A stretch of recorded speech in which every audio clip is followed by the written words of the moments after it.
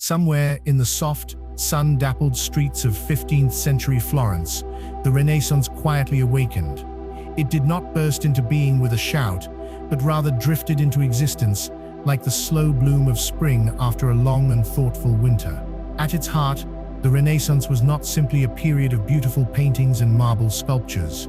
It was a vast reawakening of curiosity, a gentle but relentless tide of human thought stretching out toward the forgotten wonders of the ancient world, and just as importantly, toward new possibilities that had never been imagined before.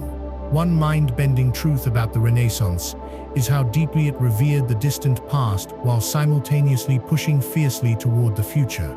The scholars of this era were enthralled by the rediscovery of ancient Roman and Greek texts. Entire libraries had been buried, lost, or neglected for centuries, and now, with a tender reverence, Renaissance thinkers unearthed them. It was in this atmosphere that the idea of humanism began to grow, a belief that humans, through education and reason, could shape their own destinies rather than simply accepting the divine order handed down by medieval tradition.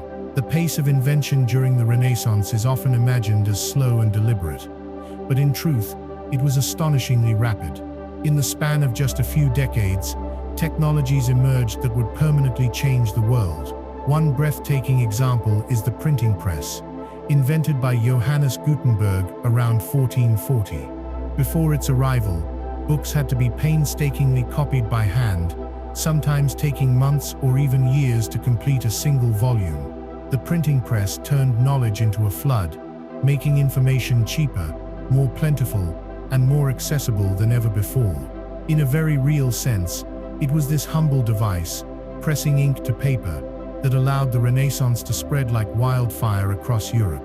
Artists, too, were not merely artisans of beauty, but explorers of reality itself. Consider the subtle magic of perspective, a technique so common to us today that we scarcely think about it.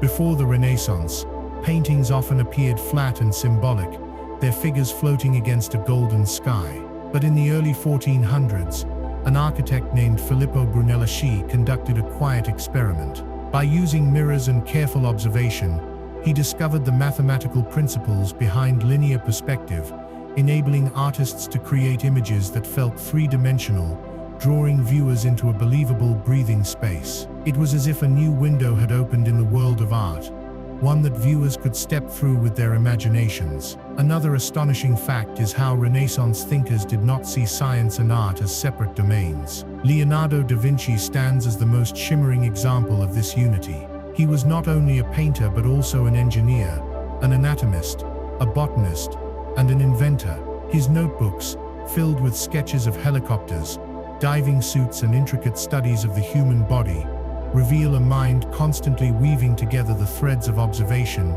imagination, and precise technical inquiry.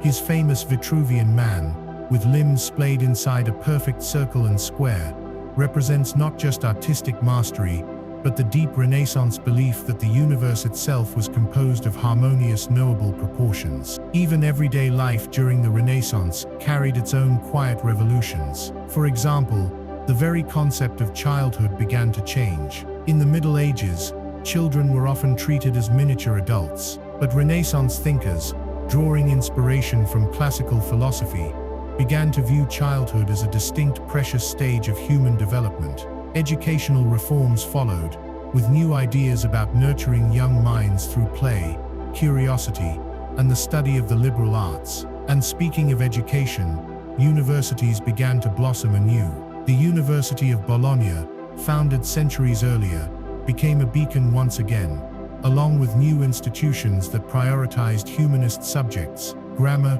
rhetoric, poetry, history, and moral philosophy. These fields were not studied for mere utility, but for the cultivation of the soul, an idea that seemed radical after the rigid theological focus of the medieval curriculum. The Renaissance also changed how people viewed time itself. Clocks became more common in cities, rising up in town squares with intricate chiming faces. For the first time, ordinary people could organize their days with something resembling precision. Time, once felt only through the rhythms of nature, began to tick audibly through human lives. hinting at a growing sense of control, of forward momentum. As the 15th century unfolded, the stage was set for some of the most dramatic transformations in history. Yet all of it, the libraries, the inventions, the paintings, the ideas, grew from the same simple seed, a rediscovered love for asking questions. How does the world work? What could humanity become? What if there was more to know than anyone had ever dreamed? And so, in the quiet corners of Florence, Venice, and Rome, a new chapter of human history began to turn, softly, steadily, almost as if the world itself were taking a deep and hopeful breath. As the Renaissance quietly expanded its reach across Europe, it wasn't only in the grand cathedrals or sunlit academies where change took root. In narrow streets paved with uneven stones, in homes filled with the scent of bread and wax, and in bustling markets echoing with voices and song, daily life itself began to transform in subtle, fascinating ways. One softly astonishing fact is how deeply the Renaissance altered people's sense of beauty, not only in art, but in clothing, homes, and even the arrangement of gardens. Wealthy citizens in cities like Florence and Venice began to decorate their homes with frescoes, not just on the outside, but also along the interiors, creating painted illusions of columns, gardens, and vistas beyond their walls. It was as if every surface could be a portal into a more perfect, idealized world. The most fashionable homes also filled their rooms with carefully chosen furniture made of walnut and oak, often inlaid with intricate designs of ivory or mother of pearl, transforming domestic spaces into living works of art. Textiles, too, became a source of pride and innovation. Florence, famed for its wool production, saw the rise of luxurious fabrics woven with gold and silver threads. Tailors were artists in their own right, crafting gowns and doublets designed not only for warmth but for visual splendor. Colors were rich and deep, crimson from cochineal insects, indigo from distant India, and a luminous blue extracted from lapis lazuli, mined far away in Afghanistan. Each hue was costly and prized, an unspoken language of wealth and sophistication worn across the body. Another quietly remarkable shift occurred in the realm of food and dining. The medieval tradition of communal feasting, with everyone eating from shared dishes, began to fade. Instead, the Renaissance encouraged more individualized plates and a greater refinement of meal. Cookbooks, such as Bartolomeo Scappi's detailed work, emerged to instruct readers in the delicate arts of seasoning, presentation, and varied courses. Dining became a kind of performance, a graceful dance of flavors and manners that mirrored the era's deeper love of order and beauty. Even travel took on a new meaning during the Renaissance. With roads improving slightly and the spread of printed maps, wealthier citizens embarked on pilgrimages, business ventures, or educational journeys known as the Grand Tour. It was not uncommon for young men of noble families to travel to France, Spain, or even the Ottoman Empire to study languages, courtly manners, and classical ruins. Their journals, often filled with sketches and observations, became treasured mementos of a wider world, slowly opening its arms. Education for women, while still limited, also began to shimmer with possibility. Figures like Isabella d'Este and Lucrezia Borgia became renowned not only for their noble blood, but for their wit, patronage of the arts, and command of languages and philosophy. In rare cases, women even became recognized scholars and artists. Sofonisba Anguissola, for example, rose to fame as a painter, earning commissions from Spanish royalty. Though barriers remained, the Renaissance quietly sowed the seeds for a broader intellectual awakening that would, in time, ripple outward. Perhaps one of the most overlooked marvels of Renaissance daily life is how the senses themselves were celebrated in new ways. Perfumes made from jasmine, rose, and orange blossom scented the air in noble courts. Music filled homes and city streets alike, with new instruments such as the viol and harpsichord, adding richer textures to everyday soundscape. Glassmakers in Venice, particularly on the island of Murano, perfected techniques to create shimmering goblets and windows that caught the sunlight in dazzling prisms of color. Meanwhile, medicine, long mired in medieval superstition, began to inch cautiously toward empirical observation. Surgeons like Ambrose Paré advocated for more humane treatments, such as using soothing ointments instead of boiling oil on battle wounds. Though their knowledge was still limited by today's standards, the Renaissance marked a tender beginning of the modern scientific approach to healing. Observe, record. Behind all these changes pulsed a simple but profound belief that life could be understood, shaped and even elevated through human effort. Artisans, scholars, and merchants alike engaged in a quiet celebration of human potential, stitching beauty and knowledge into the very fabric of ordinary existence. It is easy, centuries later, to think only of the towering achievements, the cathedrals, the paintings, the grand invention. But just as wondrous are the small transformations, the invisible revolutions in how people ate, dressed, traveled, learned and healed. These changes, almost imperceptible day by day, wove a rich, intricate tapestry of human life in Renaissance Europe, turning even the simplest morning or evening into something touched by the light of new possibility. And so, beneath the clatter of merchant stalls and the whisper of turning pages, the Renaissance continued to unfold, a gentle tide, reshaping not only history, but the everyday heartbeat of human experience. As the Renaissance rippled outward from Italy's sun-warmed cities to the northern reaches of Europe, the spirit of inquiry deepened into realms once thought unknowable. The world itself, its laws, its mysteries, its hidden mechanics, beckoned curious minds to explore it with fresh eyes and steady hands. Science, still entwined with philosophy and mysticism, began its slow transformation into a systematic pursuit of knowledge. And yet, even in its infancy, Renaissance science gave birth to wonders that would quietly but profoundly reshape the future. One fascinating truth of this period is how observation slowly dethroned tradition. For centuries, European science had relied heavily on the works of ancient authorities like Aristotle and Galen, treating their words as near sacred. But Renaissance thinkers, influenced by humanism's insistence on first-hand experience, began to doubt what could not be seen, measured, or tested. It was a quiet rebellion, not with swords or banners, but with ink-stained fingers, hand-ground lenses, and careful notes scribbled by candlelight. Among the early pioneers was Nicolaus Copernicus, a mathematician and astronomer from what is now Poland. In 1543, as he lay near death, he published De Revolutionibus Orbium Coelestium, on the revolutions of the heavenly spheres. Within its pages lay an idea so simple yet so shocking that it would take generations for its full weight to be understood. The Earth was not the center of the universe. Instead, it revolved around the sun. Though Copernicus's heliocentric theory would be met with confusion and resistance, it planted a seed that would eventually bloom into the modern understanding of the cosmos. Meanwhile, in the study of the human body, another quiet revolution unfolded. Andreas Vesalius, a Flemish anatomist, dared to question the ancient texts of Galen by performing detailed dissections of human cadavers himself. His masterpiece, De Humani Corporis Fabrica, on the fabric of the human body, published in 1543, was filled with astonishingly accurate illustration. Muscles, veins, bones and organs were rendered with breathtaking precision, revealing the body as a complex, organic machine rather than a mystical vessel of humors and vapors. In these pages, art and science met, joined by a shared reverence for the truth hidden beneath the surface of things. Invention, too, flourished in Renaissance workshops and laboratories. Clockmakers, inspired by the growing importance of time in urban life, developed increasingly intricate mechanical clocks. These were no longer merely utilitarian objects.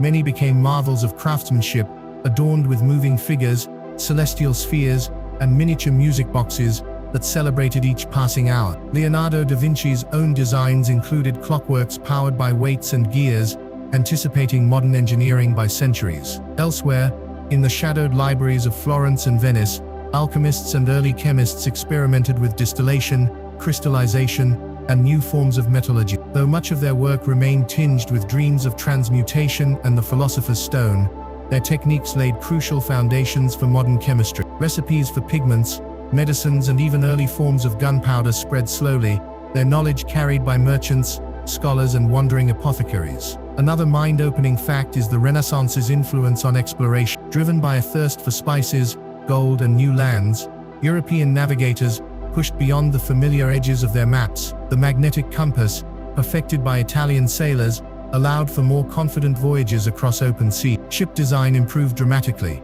The sturdy carrack and the nimble caravel replaced earlier vessels, capable of longer journeys with larger cargoes. Christopher Columbus's 1492 voyage, though clouded by later tragedies, was made possible by these Renaissance innovations, as was the more systematic mapping of the globe by cartographers like Gerardus Mercator. Yet perhaps the most quietly astonishing invention of all was the simple reading glass. Though lenses had been known since ancient times, it was during the Renaissance that artisans perfected eyeglasses, allowing scholars, scribes, and even aging artists to extend their working life. For the first time, the slow betrayal of human eyesight could be gently countered, preserving wisdom and craftsmanship for years beyond what nature alone allowed. Knowledge, once the province of the few, now flowed more freely than ever before. Libraries grew fat with books printed in growing numbers, covering subjects from astronomy to herbal medicine, from anatomy to navigation. The sheer volume of information available to a literate citizen of Venice or Nuremberg in 1500 would have been unimaginable just a century earlier. It was a quiet kind of revolution. No single battle won it, no trumpet heralded it, but it transformed human life all the same. Amid all these changes, a deep humility flickered in the hearts of many Renaissance scientists and thinkers. They saw themselves not as masters of the universe, but as students of it, forever peering into mysteries too vast to fully comprehend. Leonardo da Vinci once wrote, "Nature is full of infinite causes that have never occurred in experience." In these simple words lies the essence of Renaissance science, a restless, tender reverence for the endless complexity of the world.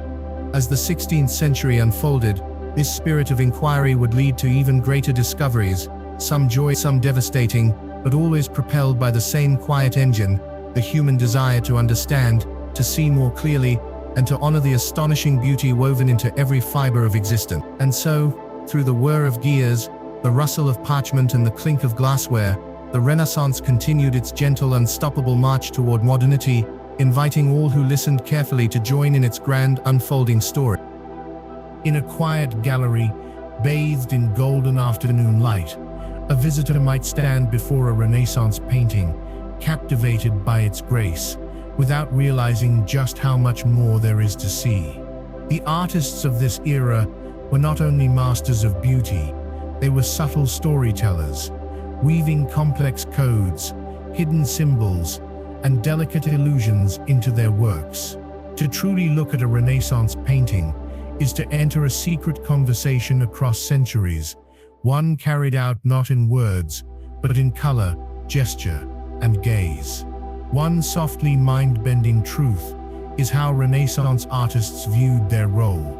They were not merely artisans hired to decorate churches and palaces. Increasingly, they saw themselves as intellectuals, even philosophers, expressing humanist ideals through visual form. A painting was a demonstration of thought as much as skill, a quiet meditation on beauty, morality, nature, and the fleeting nature of life itself. Hidden symbolism filled even the most familiar scenes. A simple bowl of fruit might carry deep meaning. An apple signaling the fall of man, a pomegranate suggesting resurrection, or a half-peeled lemon reminding viewers of the bittersweetness of earthly pleasures. In portraits, seemingly casual details, a glove, a book, a sprig of laurel, spoke volumes about the subject's virtues, ambitions, or secret alliances. Nothing was accidental. Every fold of fabric, every animal in the background, every gesture held potential meaning for those who knew how to read the language of art. Perspective, too, was more than a technical innovation. It was a quiet revolution in how reality itself was imagined. When artists like Masaccio and Piero della Francesca applied precise mathematical rules to create the illusion of three-dimensional space, they weren't just making paintings more realistic. They were expressing a new understanding of humanity's place within a rational, ordered cosmos.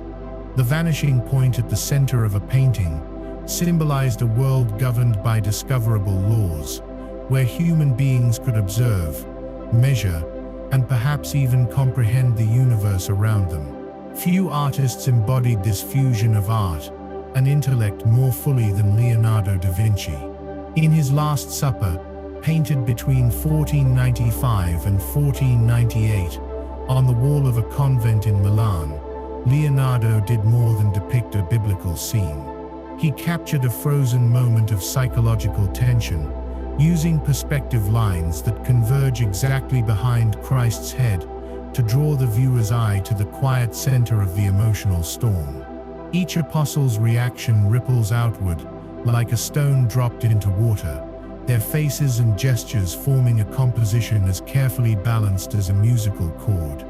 Another quietly astonishing aspect of Renaissance art lies in its technical daring. Oil paints, for example, allowed for far richer colors and subtler blending than the earlier tempera paints mixed with egg yolk. Artists layered glazes, thin, transparent coats of paint, to create luminous effects that seemed to glow from within. This painstaking technique, requiring immense patience and precision, allowed painters like Jan van Eyck in the north and Titian in Venice to capture the shimmer of silk, the gleam of armor, the softness of skin with a realism that still stops viewers in their tracks. Artists also experimented with optical tricks that bordered on magic. In some churches, ceiling frescoes were painted using trompe-l'oeil, fool the eye, techniques that made flat surfaces appear to soar into infinite domes filled with angels and clouds. Andrea Pozzo's work at the Church of St. Ignazio in Rome would a century later bring this illusionistic style to its peak. But the roots of the technique were planted firmly in the Renaissance, where artists delighted in teasing the boundary between appearance and reality. Even the materials of Renaissance art tell secret stories. The brilliant ultramarine blues seen in many paintings were made from ground lapis lazuli, a semi-precious stone imported at great expense from Afghanistan. Because of its cost, artists sometimes reserved this deep blue for the robes of the Virgin Mary, honoring her spiritual significance through the sheer rarity of the pigment. Meanwhile, the soft reds in paintings often came from cochineal, a dye extracted from tiny insects found in the New World, a reminder of how interconnected the Renaissance world was becoming, even in its colors. The Renaissance also saw the quiet elevation of individual artistic identity.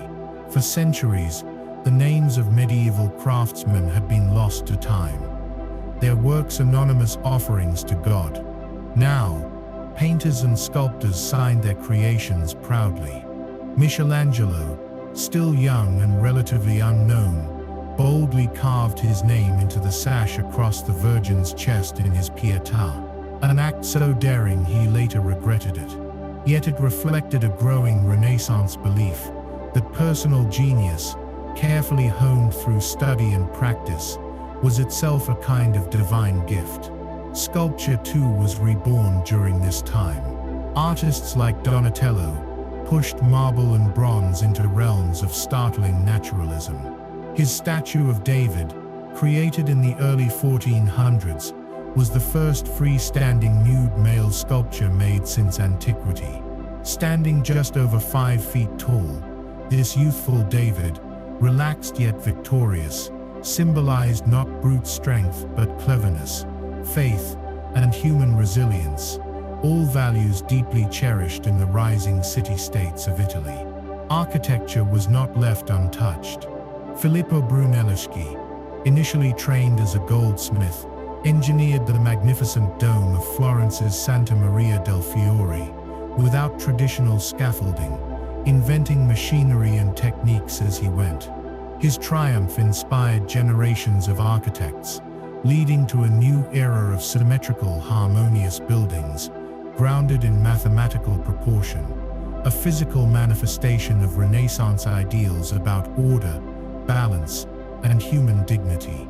Through brushstroke and chisel, pigment and stone, the Renaissance artists told stories not only about their own time, but about the eternal human condition. Joy, sorrow, wonder, vanity, courage, longing, all were etched into their works with a tenderness that speaks across centuries. To walk through a Renaissance gallery, or to stand before a sunlit cathedral, is to hear a whisper that says, "Look closer. There is more to the world than you have yet imagined." And in that invitation, subtle, patient, full of awe, the Renaissance spirit lives on, waiting for those willing to stop, breathe, and see. Beneath the grandeur of paintings and the boldness of new inventions, a softer revolution was quietly reshaping the very way people thought about existence itself. The Renaissance was not only a rebirth of art and science, it was a rebirth of human self-awareness, a gradual, tender awakening to the idea that life could be understood, shaped, and questioned in ways that the rigid frameworks of the medieval world had rarely allowed. The heartbeat of Renaissance philosophy was humanism, a profound but gentle shift in focus from the divine to the human. Rather than seeing humanity only as fallen and sinful, Renaissance thinkers proposed that people were capable of reason, dignity, and even nobility. Ancient Roman and Greek philosophers, long forgotten or suppressed, became guides once more. Texts by Cicero, Plato, Aristotle, and Seneca were copied, translated, and debated with fresh vigor, their pages breathing life into a world hungry for new models of thought. One softly fascinating figure in this intellectual flowering was Petrarch, often called the father of humanism. Living in the 1300s, before the Renaissance fully blossomed, he scoured monastic libraries for lost classical manuscripts and championed the idea that studying the humanities, literature, philosophy, history, could cultivate virtue and wisdom. For Petrarch and those who followed him, the goal of education was not just knowledge, but the improvement of the soul. Education itself underwent a quiet transformation. The medieval curriculum had centered heavily on theology and rigid scholasticism, where learning often meant memorizing established truths. Now, the Studia Humanitatis, grammar, rhetoric, history, poetry, and moral philosophy rose in importance. These were seen not as luxuries, but as essential disciplines for anyone who wished to live a full and meaningful life. A well-educated individual was expected not only to argue logically, but to express themselves beautifully, persuasively, and thoughtfully. In this atmosphere of renewed curiosity, forgotten thinkers returned to prominence. Plato's dialogues, once shadowed by Aristotle's dominance in medieval universities, re-emerged as powerful sources of inspiration. The Platonic Academy of Florence, founded by the patron Cosimo de' Medici and led by the philosopher Marsilio Ficino, sought to harmonize Plato's mystical ideas with Christian theology. Ficino translated Plato's works into Latin and wrote his own contemplations on love, the soul, and the divine order of the cosmos, believing that beauty itself was a path to understanding God. Yet Renaissance thought was not limited to idealism. Niccolò Machiavelli, a Florentine diplomat and political theorist, offered a much colder, earthbound vision of power and human nature. In his short but seismic work, The Prince, he described a world where rulers had to be pragmatic, even ruthless, to survive. Virtue was not always rewarded. Appearances often mattered more than intentions. While often misinterpreted as cynical, Machiavelli's writings peeled away the idealism of political theory and laid bare the complex, often brutal realities of human ambition.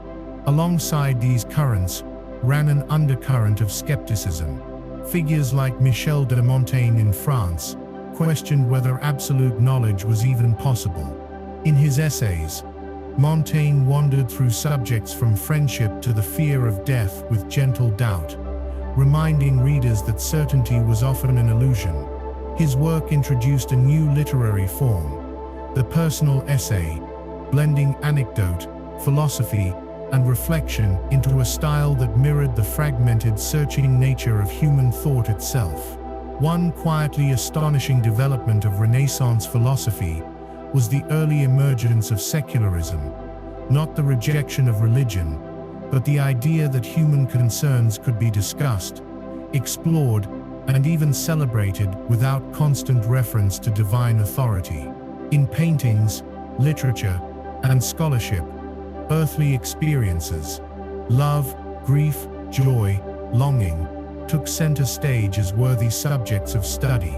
The world itself, rather than being merely a passageway to heaven, became a place of wonder, deserving attention in its own right. Women, though still largely excluded from formal philosophy, found ways to engage with these new ideas. Figures like Christine de Pizan, writing in the early 1400s, defended the worth and dignity of women in works such as the Book of the City of Ladies.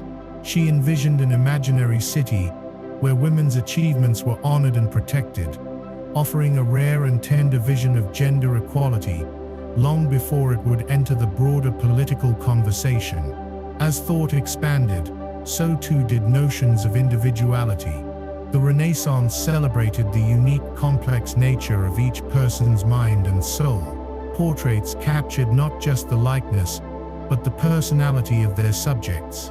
Autobiographies, such as that of the artist Benvenuto Cellini, chronicled personal triumphs and struggles with raw honesty. The self, once seen as a shadow flickering in the divine plan, now began to emerge as something worth understanding on its own terms. This philosophical transformation unfolded quietly, almost imperceptibly, woven into daily life, into art, into conversation. There were no thunderclaps, no manifestos demanding a new order. Instead, there was a slow deepening awareness that the human experience, its beauty, its suffering, its endless questioning, was a worthy subject of wonder, study, and reverence. And so, across candlelit studies, bustling university halls, and marble-floored palaces, Renaissance philosophy hummed softly onward, a steady, thoughtful music shaping the way humanity would think, dream, and seek understanding for centuries to come. Far beyond the frescoed walls and candlelit studies, another quieter current was reshaping Renaissance life, one not of ideas alone, but of motion, exchange, and discovery. As ships unfurled their sails and caravans wound their way across distant lands, the Renaissance blossomed into something greater than a regional revival. It became a network of journeys, a slow weaving together of worlds once thought separate, stitched delicately across oceans, deserts, and mountain passes. It is softly astonishing to realize how interconnected the Renaissance world already was. Though communication traveled at the speed of footsteps, hooves, or the prevailing winds, goods, ideas, and people moved steadily across continents. Venice, that shimmering city of canals and stone, served as one of Europe's great crossroads. Merchant ships brought spices from India, silk from China, and glass from the workshops of Murano, all converging at the markets of the Rialto. Exotic perfumes, richly dyed textiles, and strange fruits filled the air with scents and colors that hinted at lands most citizens would never see, yet could experience through touch, taste, and wonder. The Renaissance appetite for the rare and the beautiful spurred the growth of long-distance trade in ways few could have anticipated. Caravans laden with Persian carpets and Turkish ceramics threaded through the Middle East into the ports of the Mediterranean. Gold from West Africa, brought north by camel through the Sahara, found its way into European treasuries.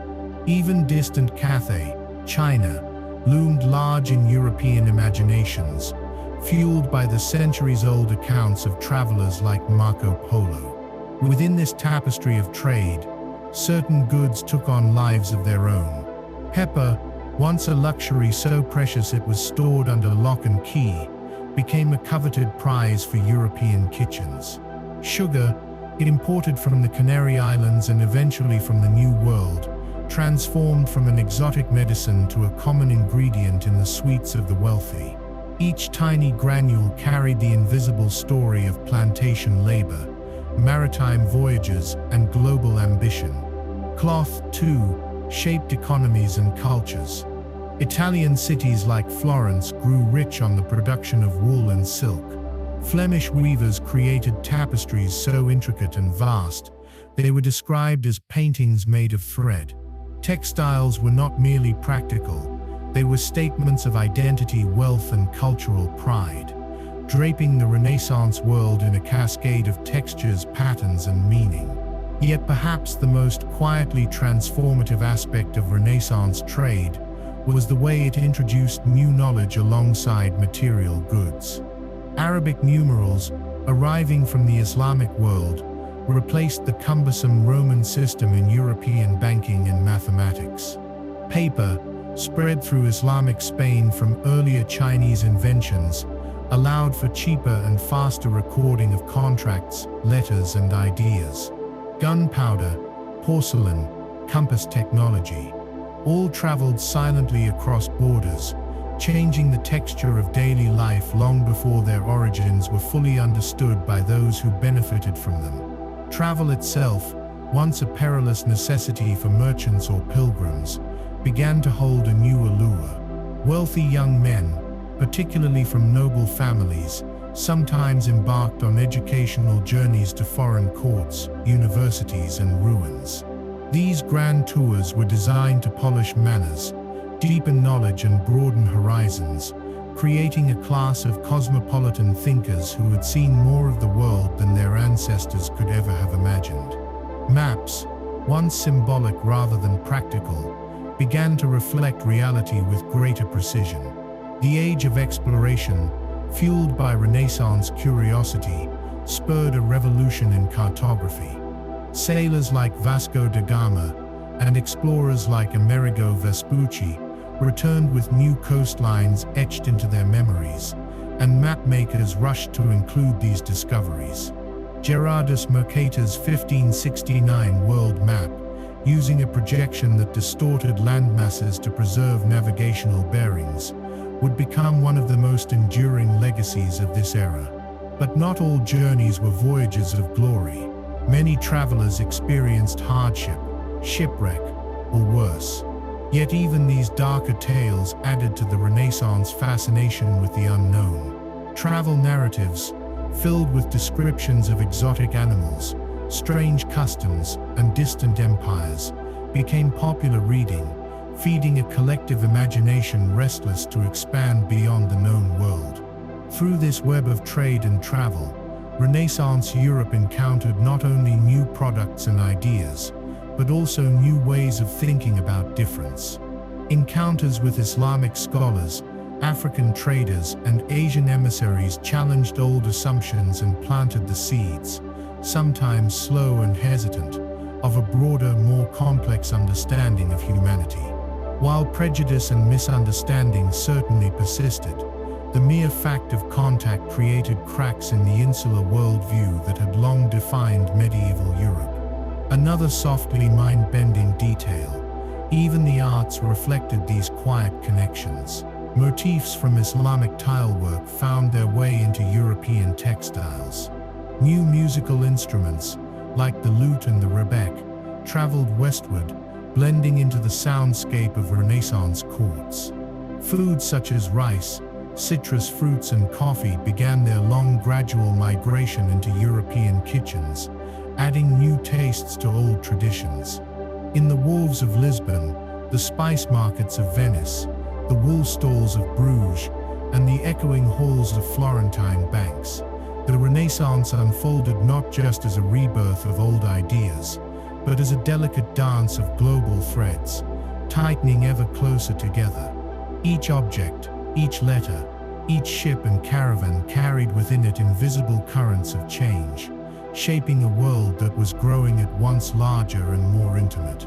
And so, carried by wind, hoof, and dream, the Renaissance extended its reach across oceans and deserts, linking distant hearts and minds in ways both fragile and enduring, the first quiet stirrings of the truly global age yet to come. Not every triumph of the Renaissance unfolded under the gilded arches of Florence or within the misty lagoons of Venice.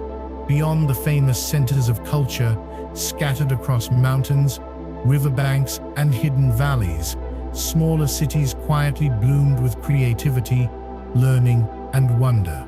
Their names are less celebrated, their glories often overlooked, yet they played essential roles in weaving the intricate tapestry of Renaissance life. Picture Urbino, perched serenely among the rolling hills of central Italy, its stone streets winding like ribbons through a town that once dreamed bigger than its size might suggest. Under the patronage of Duke Federico da Montefeltro, a soldier, scholar, and lover of the arts, Urbino became a luminous beacon of Renaissance ideals.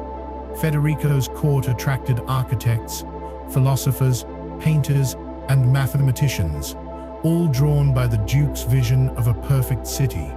The magnificent Palazzo Ducale, with its harmonious proportions and elegantly carved interiors, still stands today as a testament to a time when even a modest hilltop town could strive toward intellectual and artistic perfection.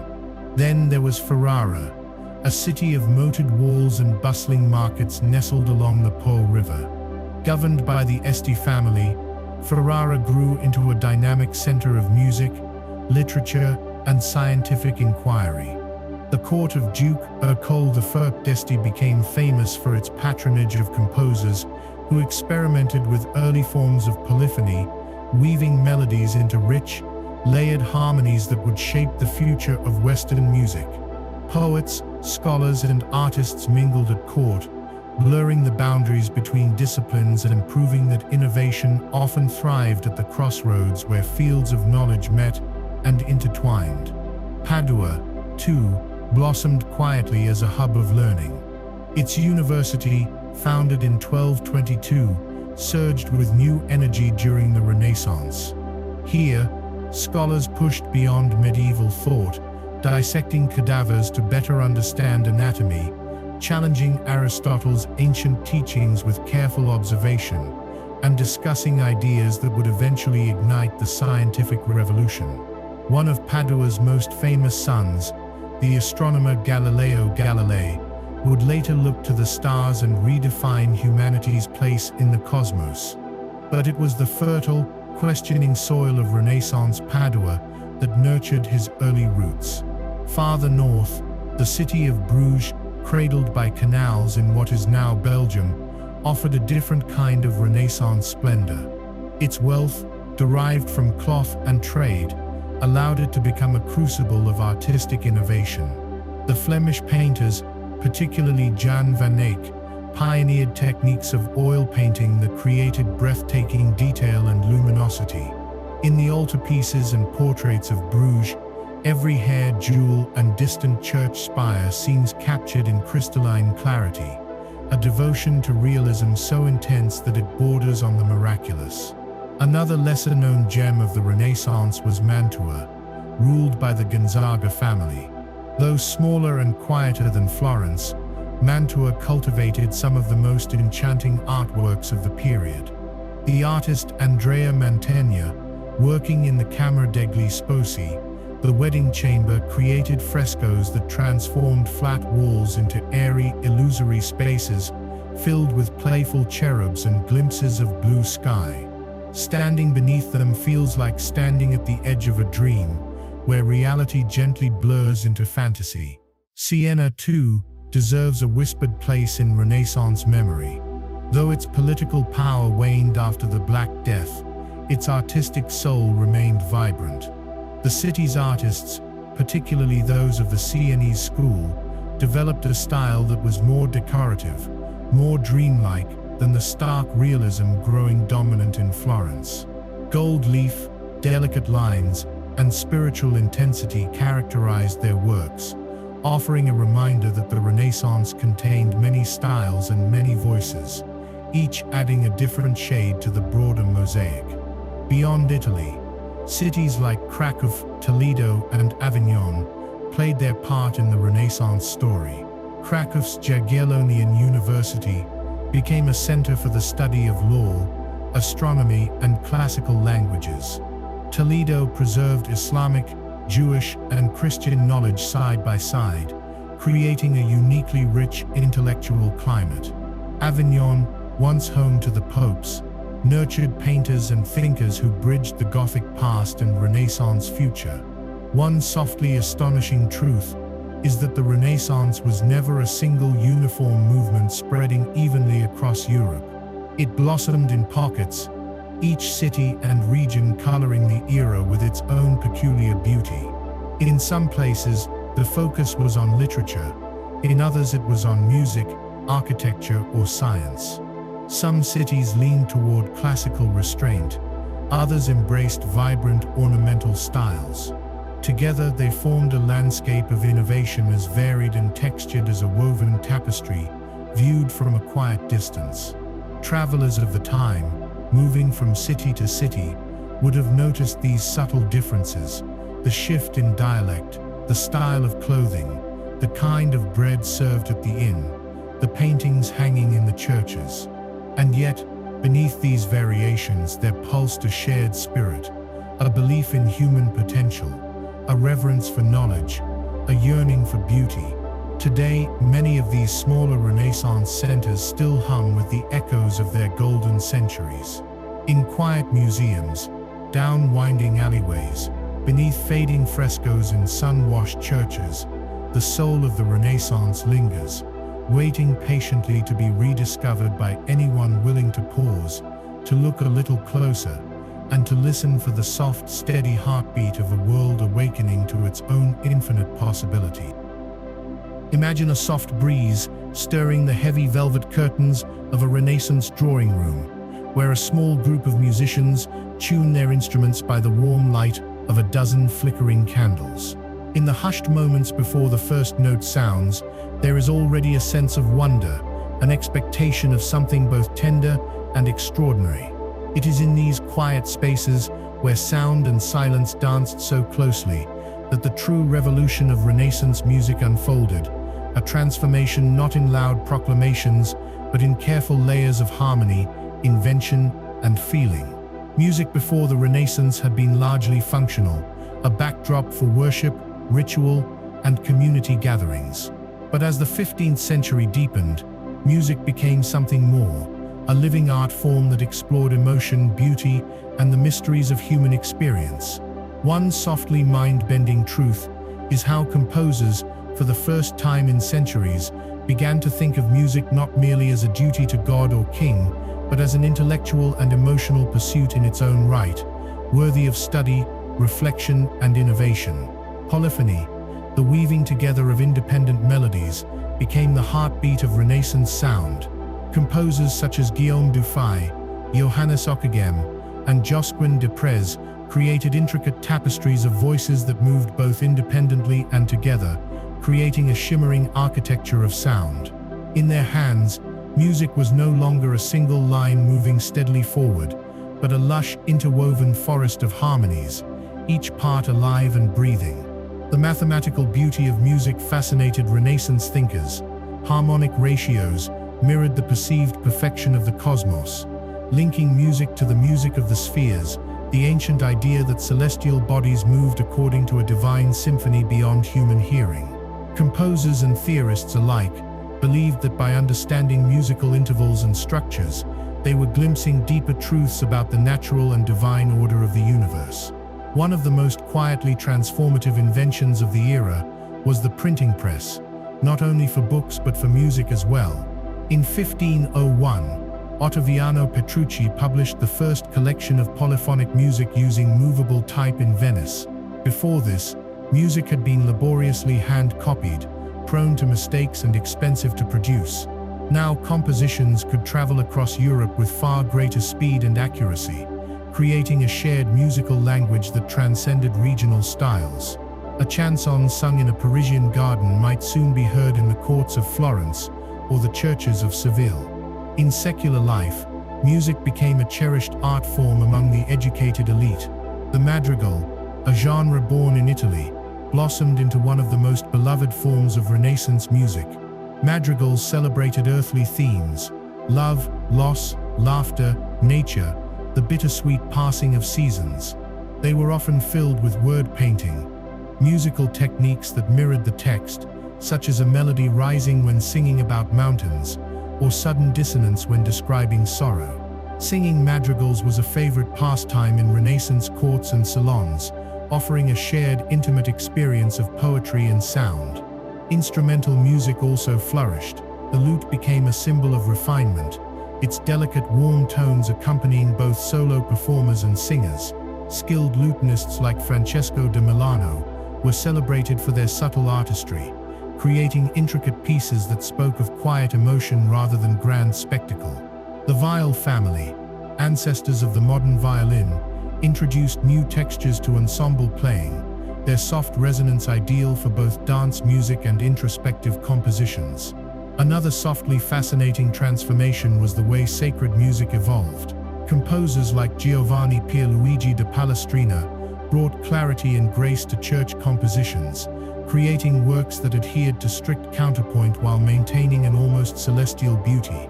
The Council of Trent, part of the Catholic Church's response to the Protestant Reformation, emphasized music that supported the sacred text without obscuring it, a principle Palestrina's works embodied perfectly, with melodies that soared gently without overwhelming the listener. In grand cathedrals and chapels, new spatial techniques transformed the listening experience. Venetian composers like Adrian Willart and the Gabrielese used the unique acoustics of places like St. Mark's Basilica to develop antiphonal music, with choirs and instrumental groups positioned at different points to create echoing dialogues across vast spaces. This approach to sound, spatial, dynamic, and deeply immersive, laid the groundwork for the grand symphonic traditions that would come centuries later. Music also permeated daily life in subtler ways. Village festivals rang with the bright sounds of shawms and bagpipes. Dancing masters taught intricate steps to the sons and daughters of wealthy merchants. Simple ballads, passed from voice to voice, told tales of love, betrayal, and adventure in the marketplaces and taverns. Even the work of the fields and the rhythms of harvest were often accompanied by songs, tying music to the very heartbeat of labor and life. Softly hidden within the Renaissance's musical blossoming was a revolution in the way people understood time and emotion. New notational systems allowed for more precise rhythms, opening the door for composers to experiment with syncopation, complex meters, and expressive pauses. The music of this era began to reflect the subtleties of human feeling, a sigh, a hesitation, a sudden rush of joy. Listening to Renaissance music even today, one can hear the first careful steps toward the emotional range that modern audiences take for granted. Some musical inventions of the period are easy to overlook but had profound consequences. The invention of tablature, musical notation for instruments like the lute, allowed non-professional players to learn and enjoy music, democratizing musical performance beyond the aristocratic elite. The development of early operatic forms toward the end of the Renaissance hinted at an even grander synthesis of music, storytelling, and theater soon to come. In all of this, the spirit of the Renaissance, its love of beauty, inquiry, and human experience, sang forth. Music was not a separate world, but a living part of Renaissance life, as essential as philosophy, art, or science. It was a way of understanding the invisible threads that connected human beings to one another and to the greater mystery of existence. And so, across candlelit chambers, bustling squares, sacred sanctuaries, and windswept fields, the music of the Renaissance whispered and soared, carrying with it the tender hopes, quiet sorrows, and infinite dreams of an age learning, once again, to listen deeply to itself. Not all the marvels of the Renaissance were shaped from marble or painted onto canvas. Some were grown slowly, leaf by leaf, along winding paths shaded by olive trees and laurel. Renaissance gardens, often overlooked today, stood as some of the most breathtaking expressions of the era's spirit. Living canvases where art, science, philosophy, and the rhythms of nature intertwined in gentle, astonishing harmony. To walk through a Renaissance garden was not merely to stroll among flowers. It was to step into a carefully crafted world of ideas. Every hedge, every fountain, every shaded alcove spoke of human attempts to order, understand, and beautify the natural world. These gardens reflected the profound belief that nature, when shaped by human reason and taste, could be perfected, made into a mirror of divine beauty and earthly wisdom. One softly fascinating truth is how deeply classical inspiration shaped Renaissance garden design. Ancient Roman villas, long buried and half forgotten, began to resurface through archaeological digs and scholarly rediscoveries. From the writings of Pliny the Younger, architects and landscape designers gleaned ideas about symmetry, proportion, and the use of outdoor spaces for reflection and leisure. Gardens were no longer seen merely as sources of food and medicine, as they had been in medieval cloisters, but as extensions of philosophical ideals, places where geometry and greenery met in quiet dialogue. At the heart of many Renaissance gardens was the principle of the axis, a central path or line that anchored the entire design.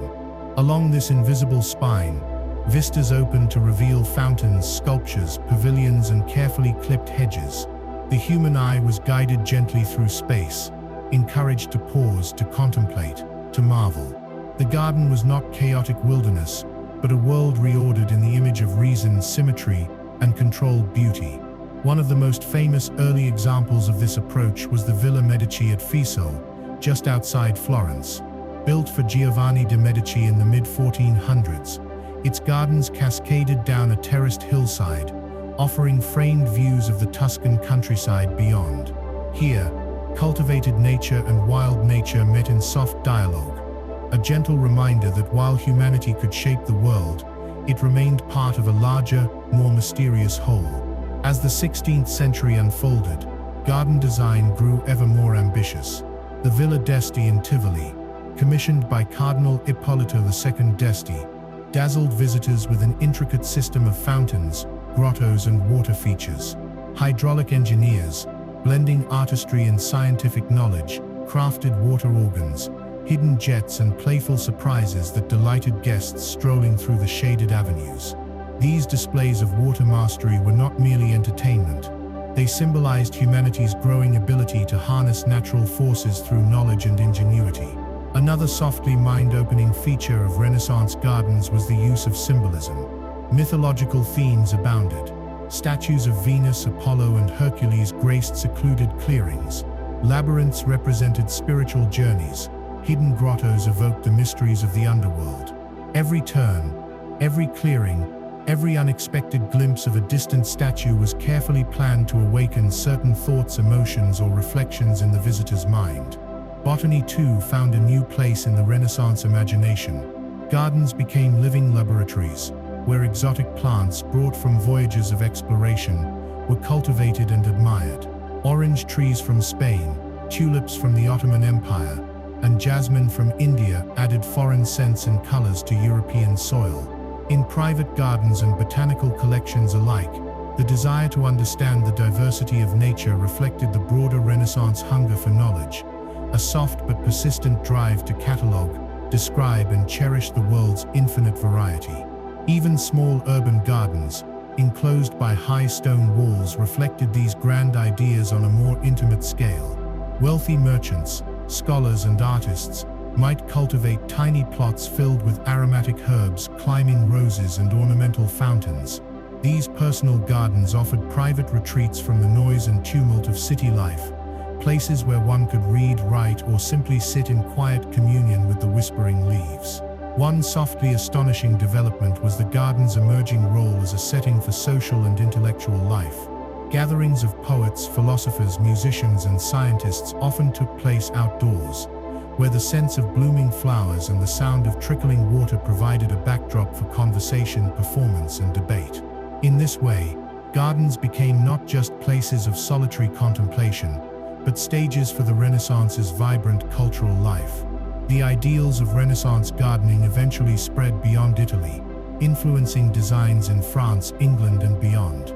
The formal gardens of Versailles, created a century later, would owe their grandeur to these early experiments in shaping nature into artful order.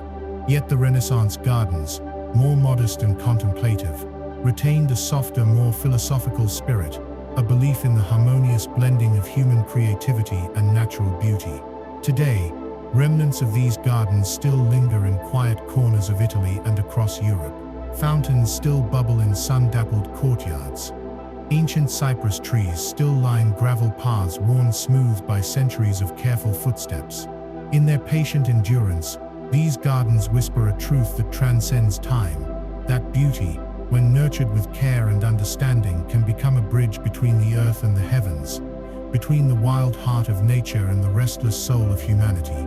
And so, through green archways and marble fountains, past flowering vines and hidden grottos, the Renaissance spirit continues to bloom, a living memory, waiting to be rediscovered in the quiet spaces where art and life grow hand in hand.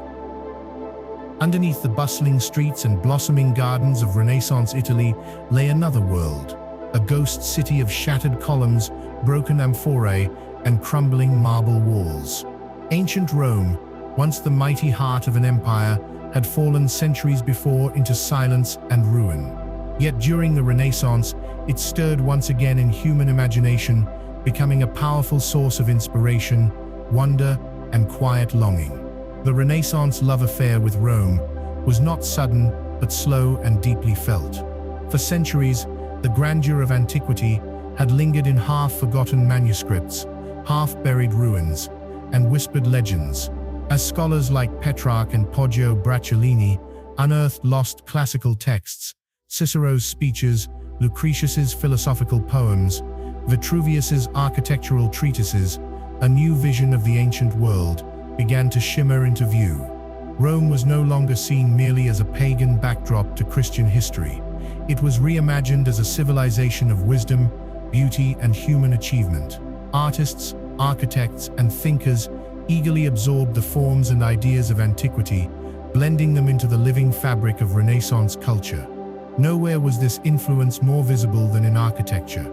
Inspired by Vitruvius's writings on symmetry and proportion, architects like Leon Battista Alberti and Donato Bramante designed churches, palaces, and public squares that echoed the grandeur of Roman temples and basilicas. Rounded arches, Corinthian columns, domed roofs, and harmonious facades became hallmarks of Renaissance design, soft echoes of an ancient world reborn. One softly fascinating fact is how Renaissance builders often incorporated actual fragments of ancient Rome into their new structures. Marble columns scavenged from ruined temples found new life in Christian churches, broken statues were repaired and set proudly in public spaces. In this way, the Renaissance did not merely imitate antiquity, it literally built itself upon the bones of the old world, blending past and present into a single seamless continuum. Painting, too, absorbed the spirit of Rome. Artists such as Raphael, Michelangelo, and Botticelli filled their works with classical themes, mythological scenes of gods and goddesses, allegories of virtue and vice, portraits that echoed the proud realism of Roman busts. In Raphael's School of Athens, painted in the Vatican's Apostolic Palace, ancient philosophers gather under soaring Roman arches, engaged in an eternal conversation about knowledge, existence, and the divine. The painting is a quiet manifesto of Renaissance ideals, the blending of classical wisdom with contemporary brilliance, all bathed in harmonious light. Perhaps most quietly transformative of all was how Rome's political ideas began to seep into Renaissance thinking. The Roman Republic, with its emphasis on citizenship, civic virtue, and participatory government, offered an appealing model for the independent city-states of Italy. Writers like Machiavelli studied the rise and fall of Roman power, seeking lessons that could guide Florence, Venice, or Milan in an age of shifting alliances and fragile sovereignty. One mind-opening detail often overlooked is the Renaissance revival of Latin itself. Classical Latin, distinct from the medieval Church Latin of earlier centuries, became the standard for educated writing and communication. Humanists painstakingly imitated the elegant, concise style of Cicero and Virgil, believing that the purity of language reflected the purity of thought. Latin thus became both a bridge to the ancient world and a living language of diplomacy, philosophy, and scholarship. Yet the Renaissance relationship with Rome was never one of blind imitation. It was a love affair tempered by careful selection, reinterpretation, and sometimes gentle rebellion.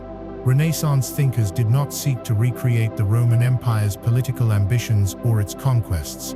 Instead, they drew from its intellectual and artistic achievements, reimagining them to suit a new age of human dignity, inquiry, and aspiration. This subtle process can be seen in the city of Rome itself. During the Renaissance, popes such as Julius II and Leo X embarked on grand projects to restore and embellish the Eternal City, commissioning artists and architects to rebuild Rome as a beacon of glory once more. St. Peter's Basilica, the Sistine Chapel, the graceful piazzas designed by Bramante and Michelangelo, all rose from a vision that blended ancient splendor with Renaissance faith and creativity. Even travel shifted under the influence of Rome's enduring pull. Pilgrims and scholars journeyed to the city not only to visit sacred Christian relics, but also to marvel at the ruins of the Forum, the Colosseum, and the Pantheon. Guidebooks, among the first of their kind, were written to help travelers navigate the crumbling grandeur, offering historical notes and reflections on the meaning of the stones and statues scattered across the landscape. One softly astonishing fact is how this Roman revival even reached into the gardens and estates of Renaissance nobility.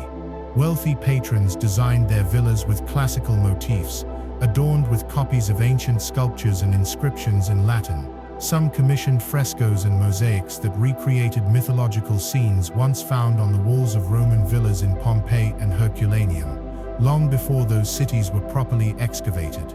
And yet, for all its grandeur, the Rome that Renaissance artists and scholars revered was, in many ways, an imagined Rome, a selective memory woven from fragments, ideals, and dreams. They saw in it not only a model of achievement, but a mirror of their own hopes, a civilization that celebrated human reason, beauty, and the enduring power of creation.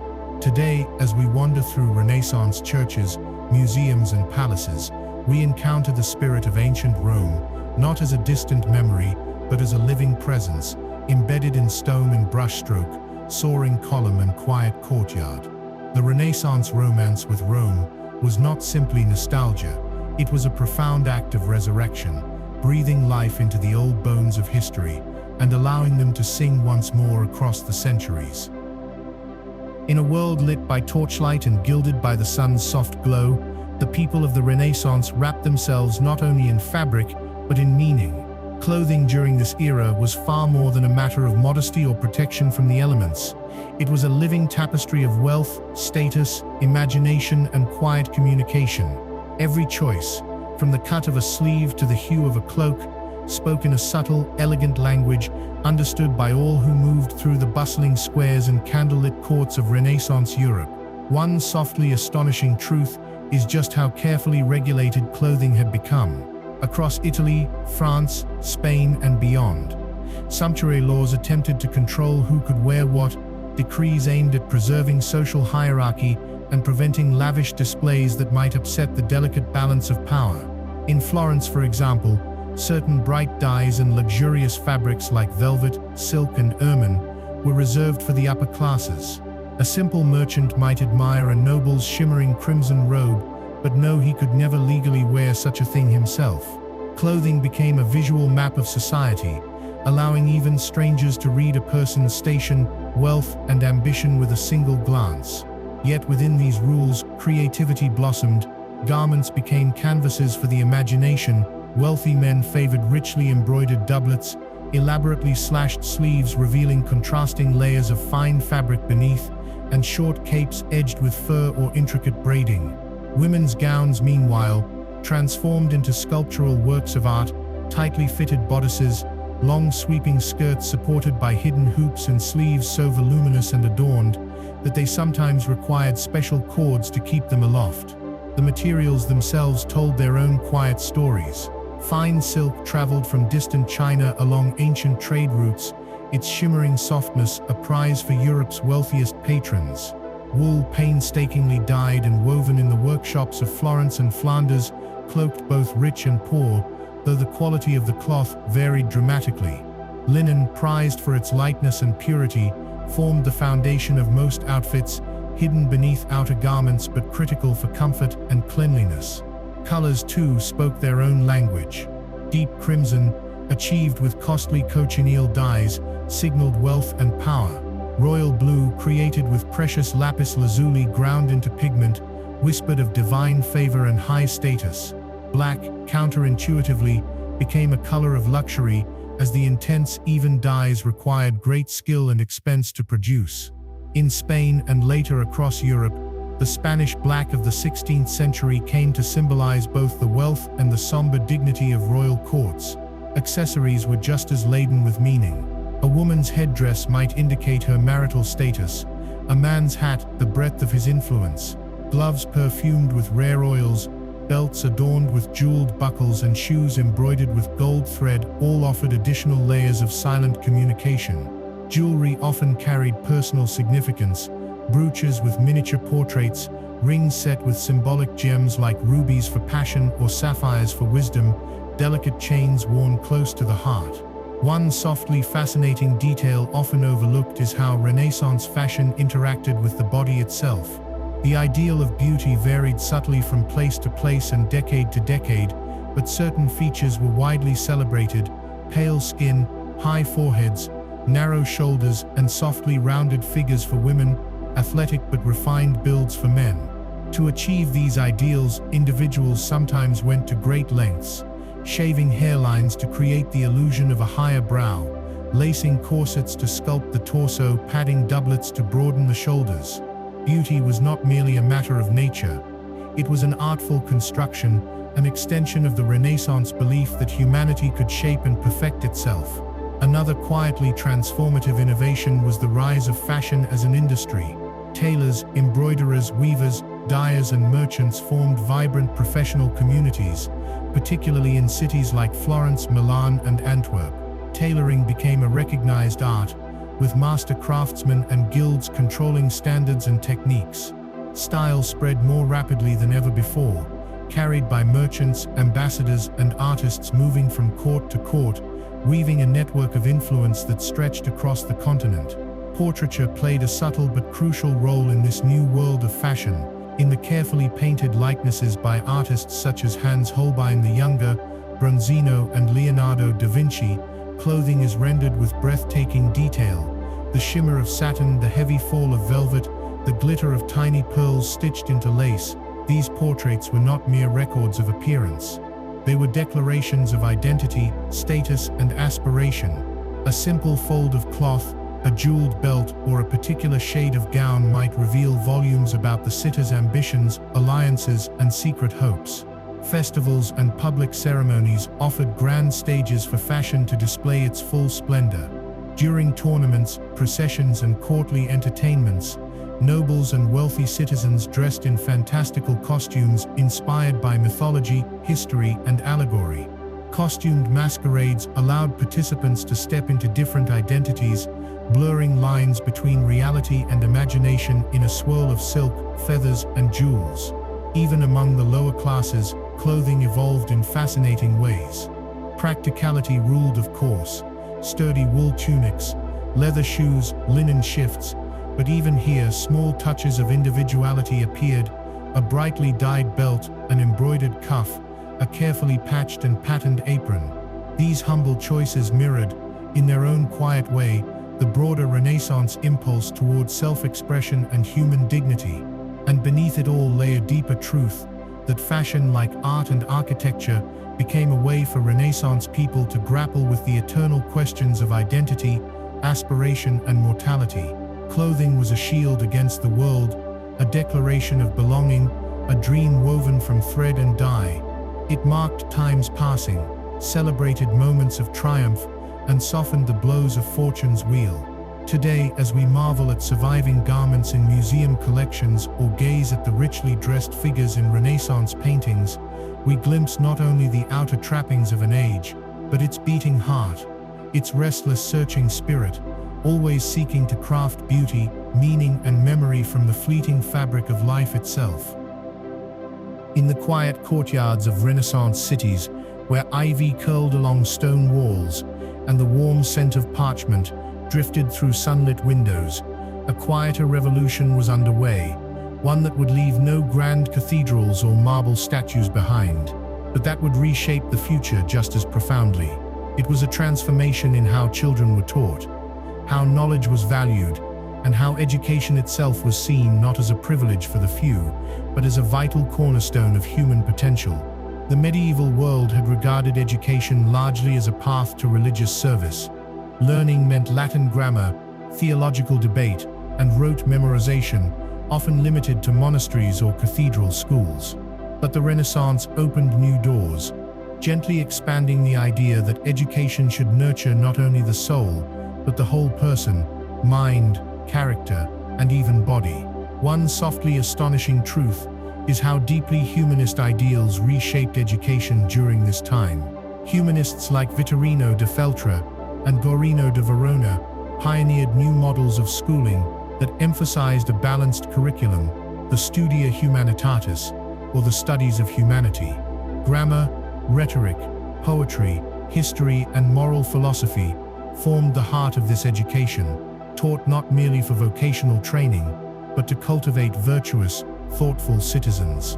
Vittorino's Casa Giocosa, the House of Joy, in Mantua, became a model for Renaissance schooling. Here, noble and common-born boys alike studied side by side, learning Latin and Greek, mathematics, music, and physical education. Lessons were designed to be engaging and humane, a far cry from the harsh discipline and narrow focus of earlier eras. Vittorino believed that a well-rounded education produced not only capable leaders, but better human beings, more attuned to beauty, ethics, and reason. The Renaissance also saw a growing interest in the education of girls, though opportunities remained limited compared to boys. Forward-thinking families, especially among the merchant and noble classes, sometimes hired private tutors for their daughters, teaching them languages, music, embroidery, and the management of estates. Figures like Isotta Nogarola and Laura Serretta emerged from this environment, women who, through extraordinary perseverance and brilliance, carved out places for themselves in the world of scholarship and letters. One quietly transformative innovation was the rise of vernacular education. Latin remained the language of scholarship, but more and more books, poems, and lessons began appearing in Italian, French, English, and Spanish. Dante's Divine Comedy, Petrarch's Sonnets, and Boccaccio's Decameron became models not only for literature, but for how ordinary people might learn and express themselves. Literacy rates, though still low by modern standards, began to rise among the urban middle classes, fueling a quiet democratization of knowledge. Education during the Renaissance extended beyond formal schooling. Private tutors, often traveling scholars, brought lessons into noble households, blending instruction with mentorship. Young princes and princesses were taught not only history and philosophy, but dance, etiquette, fencing, and diplomacy, a full training for the complex stage of Renaissance politics and society. Famous tutors like Desiderius Erasmus and Juan Luis Vives crafted treatises on education, arguing for gentle methods that respected the innate dignity and curiosity of the child. Books became more accessible, their pages whispering invitations to distant lands and ancient minds. Libraries expanded beyond the monastic walls, appearing in royal courts, universities, and even private homes. The Medici family, among their many contributions to Renaissance culture, amassed vast collections of classical and contemporary works, opening their treasures to scholars from across Europe.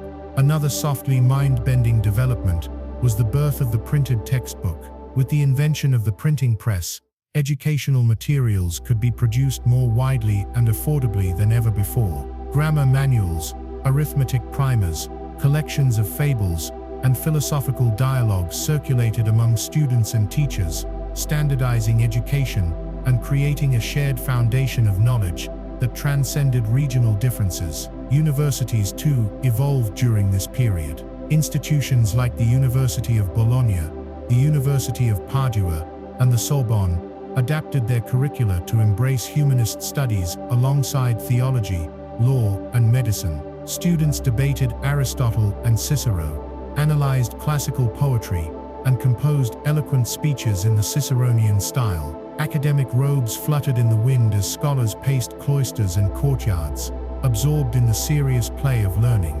Yet education was not reserved solely for the elites. In some cities, charitable schools, supported by guilds, churches, or wealthy patrons, offered basic literacy and numeracy to poor children.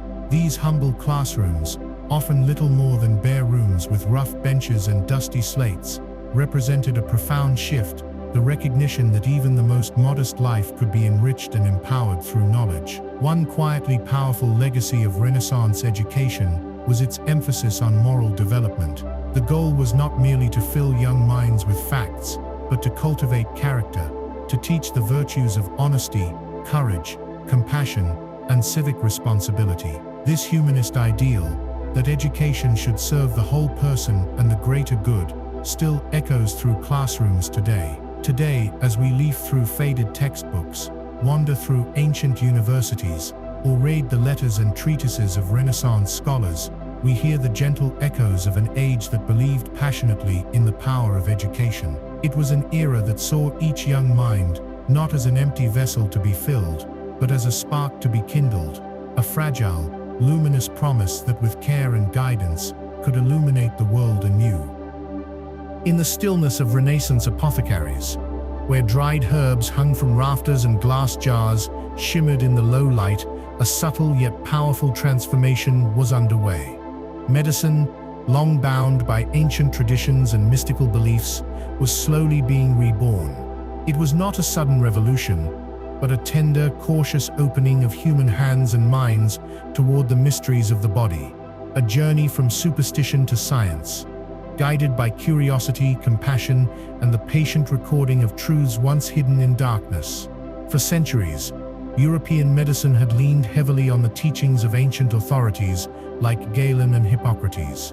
Their writings, while groundbreaking in their time, had been transmitted through layers of commentary and adaptation, sometimes blending observation with conjecture, philosophy with folklore. During the Middle Ages, much medical practice had been deeply entwined with astrology, religious ritual, and the balancing of bodily humors.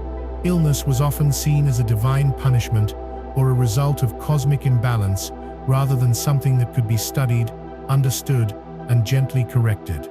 The Renaissance changed all of this, but softly and slowly. The same spirit of rediscovery that breathed life into art, architecture, and philosophy also touched the healing arts. Scholars and physicians turned once again to the original texts of Galen, Hippocrates, and Avicenna, but now with a critical eye, willing to question, to test, and if necessary, to challenge even the most venerable authorities. One softly astonishing figure in this transformation was Andreas Vesalius, a Flemish anatomist whose meticulous dissections of human cadavers led to a seismic shift in medical understanding. In 1543, Vesalius published De Humani Corporis Fabrica, on the fabric of the human body, a masterwork that not only corrected centuries of anatomical errors, but also combined scientific rigor with artistic beauty. Lavishly illustrated with detailed engravings, Vesalius's book revealed the intricate structures of bones, muscles, and organs with breathtaking clarity. For the first time, the human body was seen not as an abstract system of humors, but as a wondrous, complex physical reality. Dissection itself had once been a rare and controversial practice, often restricted by religious and social taboos. But during the Renaissance, particularly in university cities like Padua and Bologna, anatomy theaters began to appear. These circular spaces, where students and scholars could observe dissections firsthand, symbolized the new belief that truth could be found through direct experience, through the careful, respectful exploration of nature's designs. Another quietly transformative figure was Paracelsus, a Swiss physician and alchemist who rejected much of traditional medical dogma. He proposed that illness was caused not by imbalanced humors, but by external agents, poisons, toxins, influences from the environment, and that healing required targeted, specific remedies. Paracelsus's emphasis on chemical treatments laid the groundwork for modern pharmacology, even as his theories remained a blend of science and mystical philosophy. At the everyday level, Renaissance medicine still leaned heavily on traditional remedies. Apothecaries crafted poultices from lavender and rosemary, brewed syrups from figs and elderberries, and prepared tinctures of willow bark, an early source of the pain-relieving compound we now know as aspirin. Gardens filled with medicinal plants flourished in monasteries, hospitals, and private homes, offering a fragrant array of nature's own healing gifts. One softly fascinating detail is how hospitals evolved during this period. In medieval Europe, hospitals had often functioned more as places of refuge for the poor and dying, rather than centers of active healing. But in the Renaissance, institutions like Florence's Ospedale degli Innocenti and Milan's Ospedale Maggiore began to focus more seriously on treatment, sanitation, and recovery. Architectural designs emphasized air, light, and cleanliness, guided by the belief that the physical environment could support or hinder healing. Midwifery and women's health also continued as crucial, though often overlooked, aspects of medical care. Midwives, drawing on generations of practical knowledge, attended births, cared for mothers and infants, and managed reproductive health long before formal gynecological science emerged. Their work, grounded in hands-on experience, represented a quiet but enduring thread of expertise within the broader tapestry of Renaissance medicine. Surgical techniques, too, took cautious steps forward. Surgeons like Ambroise Paré rejected the brutal methods of earlier eras, such as cauterizing wounds with boiling oil, in favor of gentler treatments like soothing balms and careful bandaging. Paré's innovations in battlefield medicine, including the use of ligatures to tie off arteries during amputation, saved countless lives and marked a turning point toward more humane surgical practice. Despite these advances, Renaissance medicine remained a fragile art, often limited by the tools and knowledge available. Plagues still swept through cities with terrifying speed. Treatments could be harsh or ineffective. The line between healer and charlatan was sometimes thin. Yet, beneath these struggles, a new spirit pulsed, a quiet, stubborn faith in observation, experiment, and the healing power of human hands guided by reason. Today, as we walk through old anatomy theaters, read the yellowed pages of Renaissance medical texts, or gaze at Da Vinci's delicate anatomical sketches, we feel the echo of that careful, hopeful turning point. It was a time when the mysteries of the body began to unfold, slowly, tenderly under the watchful eyes of those who dared to look deeper, and in doing so, lit a new path toward understanding, compassion, and care. Not all the wonders of the Renaissance lived in libraries, cathedrals, and courts. Some of the most vivid, beloved moments of the era unfolded in the open air, under banners snapping in the wind, where music floated above crowded streets and the scent of roasting meats mixed with the perfume of fresh flowers. Festivals, grand and humble alike, pulsed as the joyful heartbeat of Renaissance life, binding communities together in celebration, ritual, and fleeting moments of shared wonder. Across Italy, France, Spain, and beyond, the Renaissance calendar was punctuated with countless feast days, civic parades, carnivals, and religious processions. Every season brought its own rhythm of celebration. The end of the harvest, the crowning of a new ruler, a saint's feast day, or the solemn approach of Lent, all were marked with color, music, and ceremony, turning the ordinary streets of towns and cities into stages for human creativity and collective joy. One softly astonishing truth is how deeply woven festivals were into the fabric of society. Public celebrations were not occasional diversions, but essential expressions of civic pride, religious devotion, and community identity. Cities competed to host the most elaborate spectacles, commissioning floats, costumes, and theatrical performances that could dazzle citizens and visiting dignitaries alike. In Florence, the Calcio Storico, a chaotic, almost mythic blend of soccer, rugby, and wrestling, filled the city squares with raucous energy. Teams representing the city's 4 ancient districts clashed in matches that combined fierce athleticism with Renaissance pageantry. Colorful banners, brass bands, and roaring crowds created an atmosphere both intensely local and deeply symbolic, reflecting Florence's enduring spirit of competition and pride.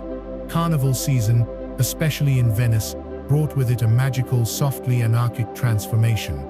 For a few precious weeks before the austerities of Lent, social hierarchies loosened their grip.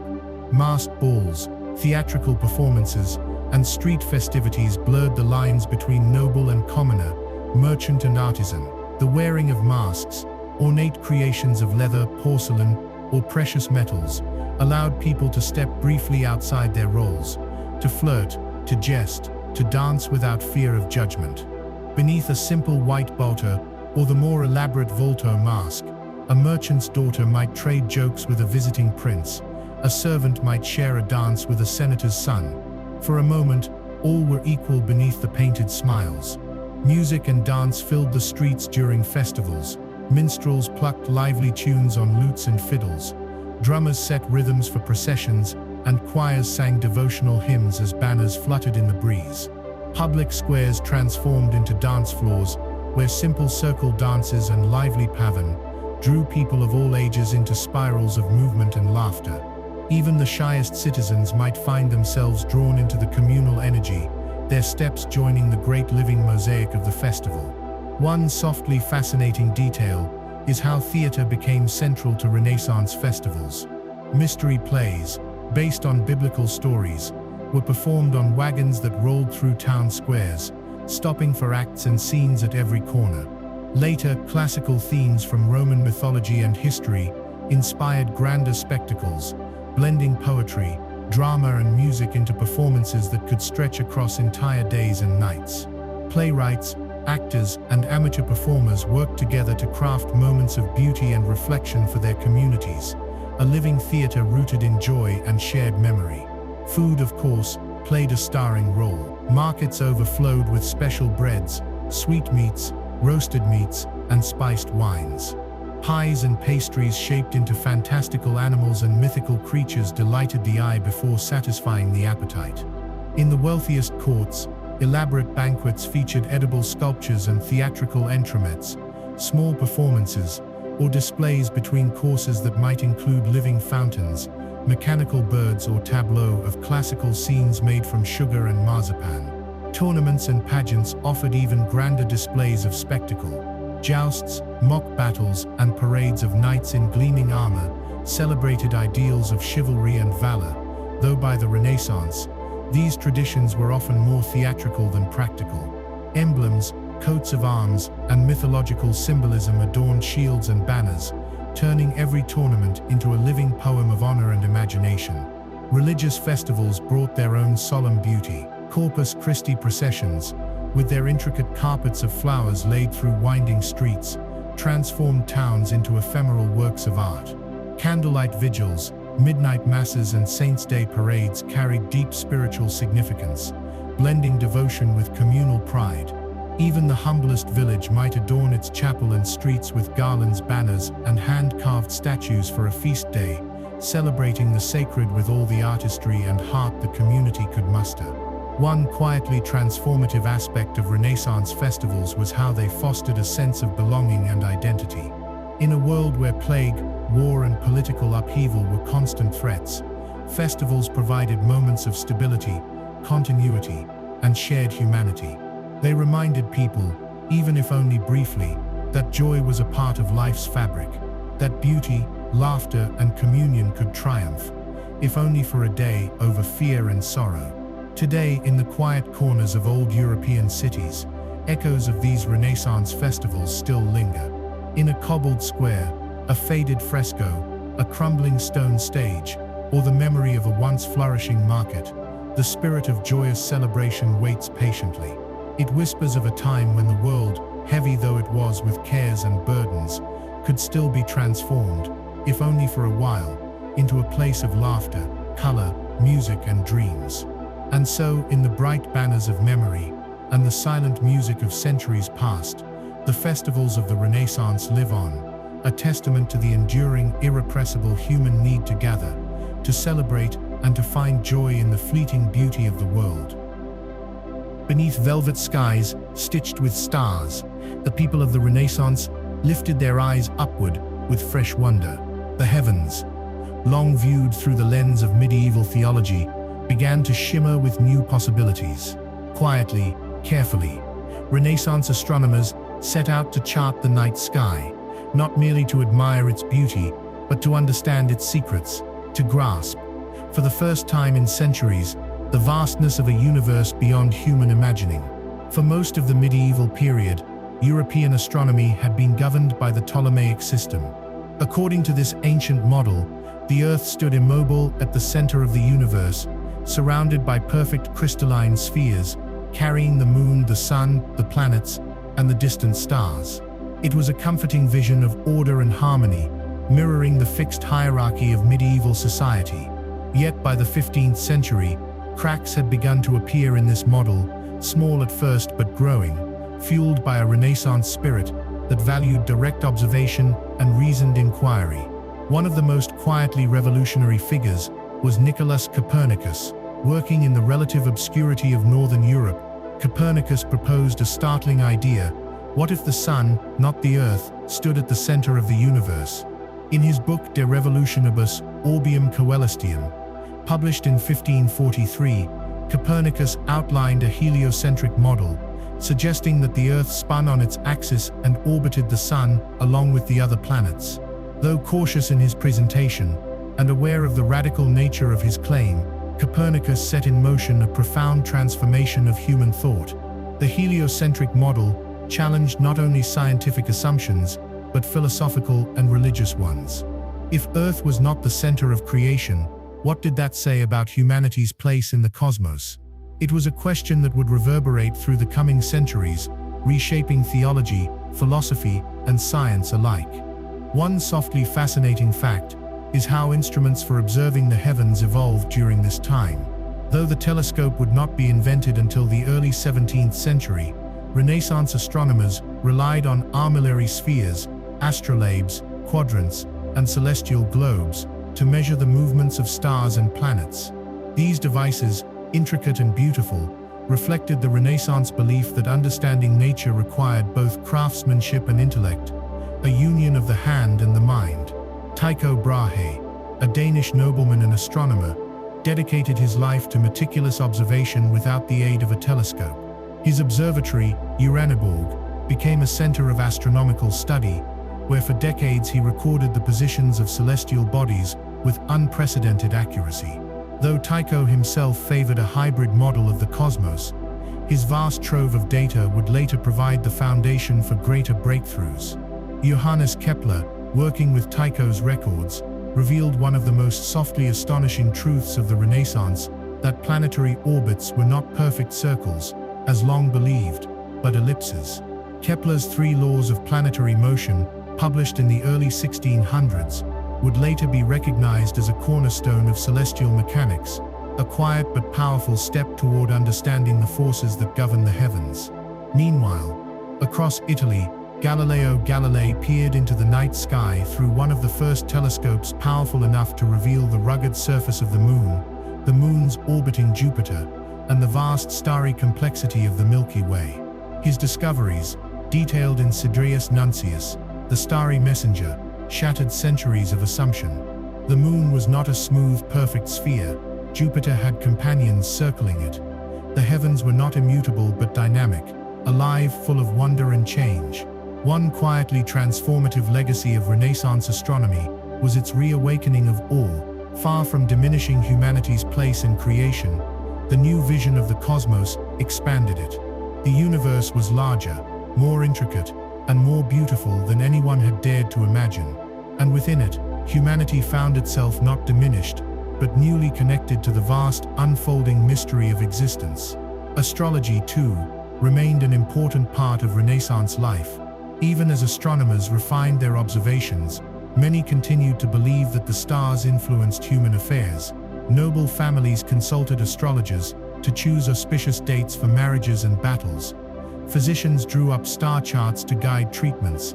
Farmers followed lunar calendars for planting and harvest. In this world, the boundary between science and mysticism was porous, with many individuals moving fluidly between observation and belief. Celestial events, eclipses, comets, new stars, were seen with both scientific interest and trembling wonder. Some feared them as omens of disaster, others marveled at them as signs of divine order. In either case, the night sky remained a canvas onto which Renaissance humanity projected its hopes, fears, and dreams. Education in astronomy expanded as well. Universities taught Ptolemaic and increasingly Copernican theories side by side. and astronomical diagrams filled new textbooks printed in bustling cities like Venice and Nuremberg. Star charts, beautifully illustrated with mythological beasts and figures, adorned homes and libraries, blending science and art into a seamless whole. Today, as we gaze up into the night sky, now mapped by satellites and probes, it is easy to forget the tender courage of those first Renaissance astronomers. With little more than naked eyes, careful hands, and restless minds, they began to reshape humanity's understanding of the universe. They dared to suggest that we are part of something far vaster than the human heart had ever fully grasped. And in the stillness between stars, across the quiet turning of the heavens, their legacy endures, a reminder that wonder is itself a form of wisdom, and that to seek understanding is, in its own way, to reach for the infinite.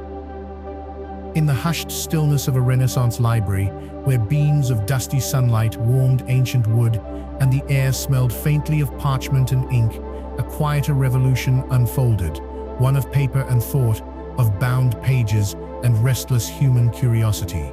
During the Renaissance, books blossomed like never before, carrying ideas across mountains, oceans, and generations, weaving a network of wisdom that would shape the world in ways even the boldest thinkers of the age could scarcely imagine. One softly astonishing truth is how rare and precious books had been before the Renaissance. In medieval Europe, each volume had to be copied painstakingly by hand, often by monks laboring for months or even years over a single manuscript. Illuminated with gold leaf and adorned with intricate initials, these books were treasures, stored carefully in monasteries, and available only to the most privileged scholars. But the invention of the printing press, around 1440 by Johannes Gutenberg, changed everything. Movable type transformed book production from an artisanal craft into a process that could produce hundreds of copies in a fraction of the time. Knowledge, once the private domain of a few, began its slow, unstoppable migration into the hands of many. The Gutenberg Bible, the first major work printed with movable type in Europe, stood as a symbol of this new era, a bridge between the sacred reverence for the written word and the new restless energy of mass communication. One of the earliest and most flourishing centers of printing was Venice. By the late 1400s, the city had become a humming hive of presses and bookstalls. Aldus Manutius, one of the most visionary printers of the Renaissance, introduced the small portable octavo format, the ancestor of the modern paperback, and the elegant italic typeface, designed to fit more words onto each page. His dream was simple but revolutionary, to make classical works affordable and accessible to scholars and students across Europe. The spread of printed books accelerated learning in ways both profound and subtle. Scholars could now compare editions, annotate margins, and build upon one another's discoveries with far greater ease. Textbooks in fields as diverse as astronomy, anatomy, rhetoric, and architecture flooded universities and private collections. Vernacular literature, poetry, romances, histories, found eager audiences beyond the cloistered walls of academia. One softly fascinating development was the emergence of the private library. Wealthy merchants, princes, and scholars began amassing personal collections of books, sometimes commissioning elaborately carved cases and custom bindings. In Florence, Cosimo de' Medici funded the creation of the Laurentian Library, designed by Michelangelo, to house a growing collection of classical manuscripts. The library's airy spaces, flowing staircases, and carefully ordered shelves reflected the Renaissance ideal that architecture, knowledge, and beauty should exist in harmonious unity. Libraries themselves transformed from guarded treasuries into places of study and contemplation. In addition to ancient monastic collections, new civic libraries opened their doors to scholars from broader social backgrounds. Universities expanded their holdings. Courts boasted of their magnificent libraries as signs of prestige and enlightenment. Even smaller towns sometimes maintained modest collections, offering their citizens glimpses into the broader world through the written word. Book design became an art in itself. Early printed books, or incunabula, often imitated the handwritten styles of medieval manuscripts, complete with hand-painted initials and decorative flourishes. As the century advanced, printers experimented with layout, illustration, and type, creating books that were not only repositories of knowledge, but objects of beauty. Some volumes were richly illuminated. Others were plain but carefully proportioned, their elegance found in the balance of text and page.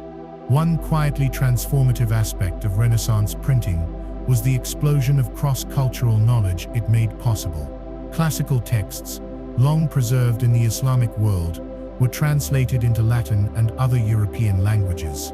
Accounts of voyages to Africa, Asia, and the Americas circulated among eager readers. Scientific treatises shared discoveries about plants, animals, and stars previously unknown to European scholars.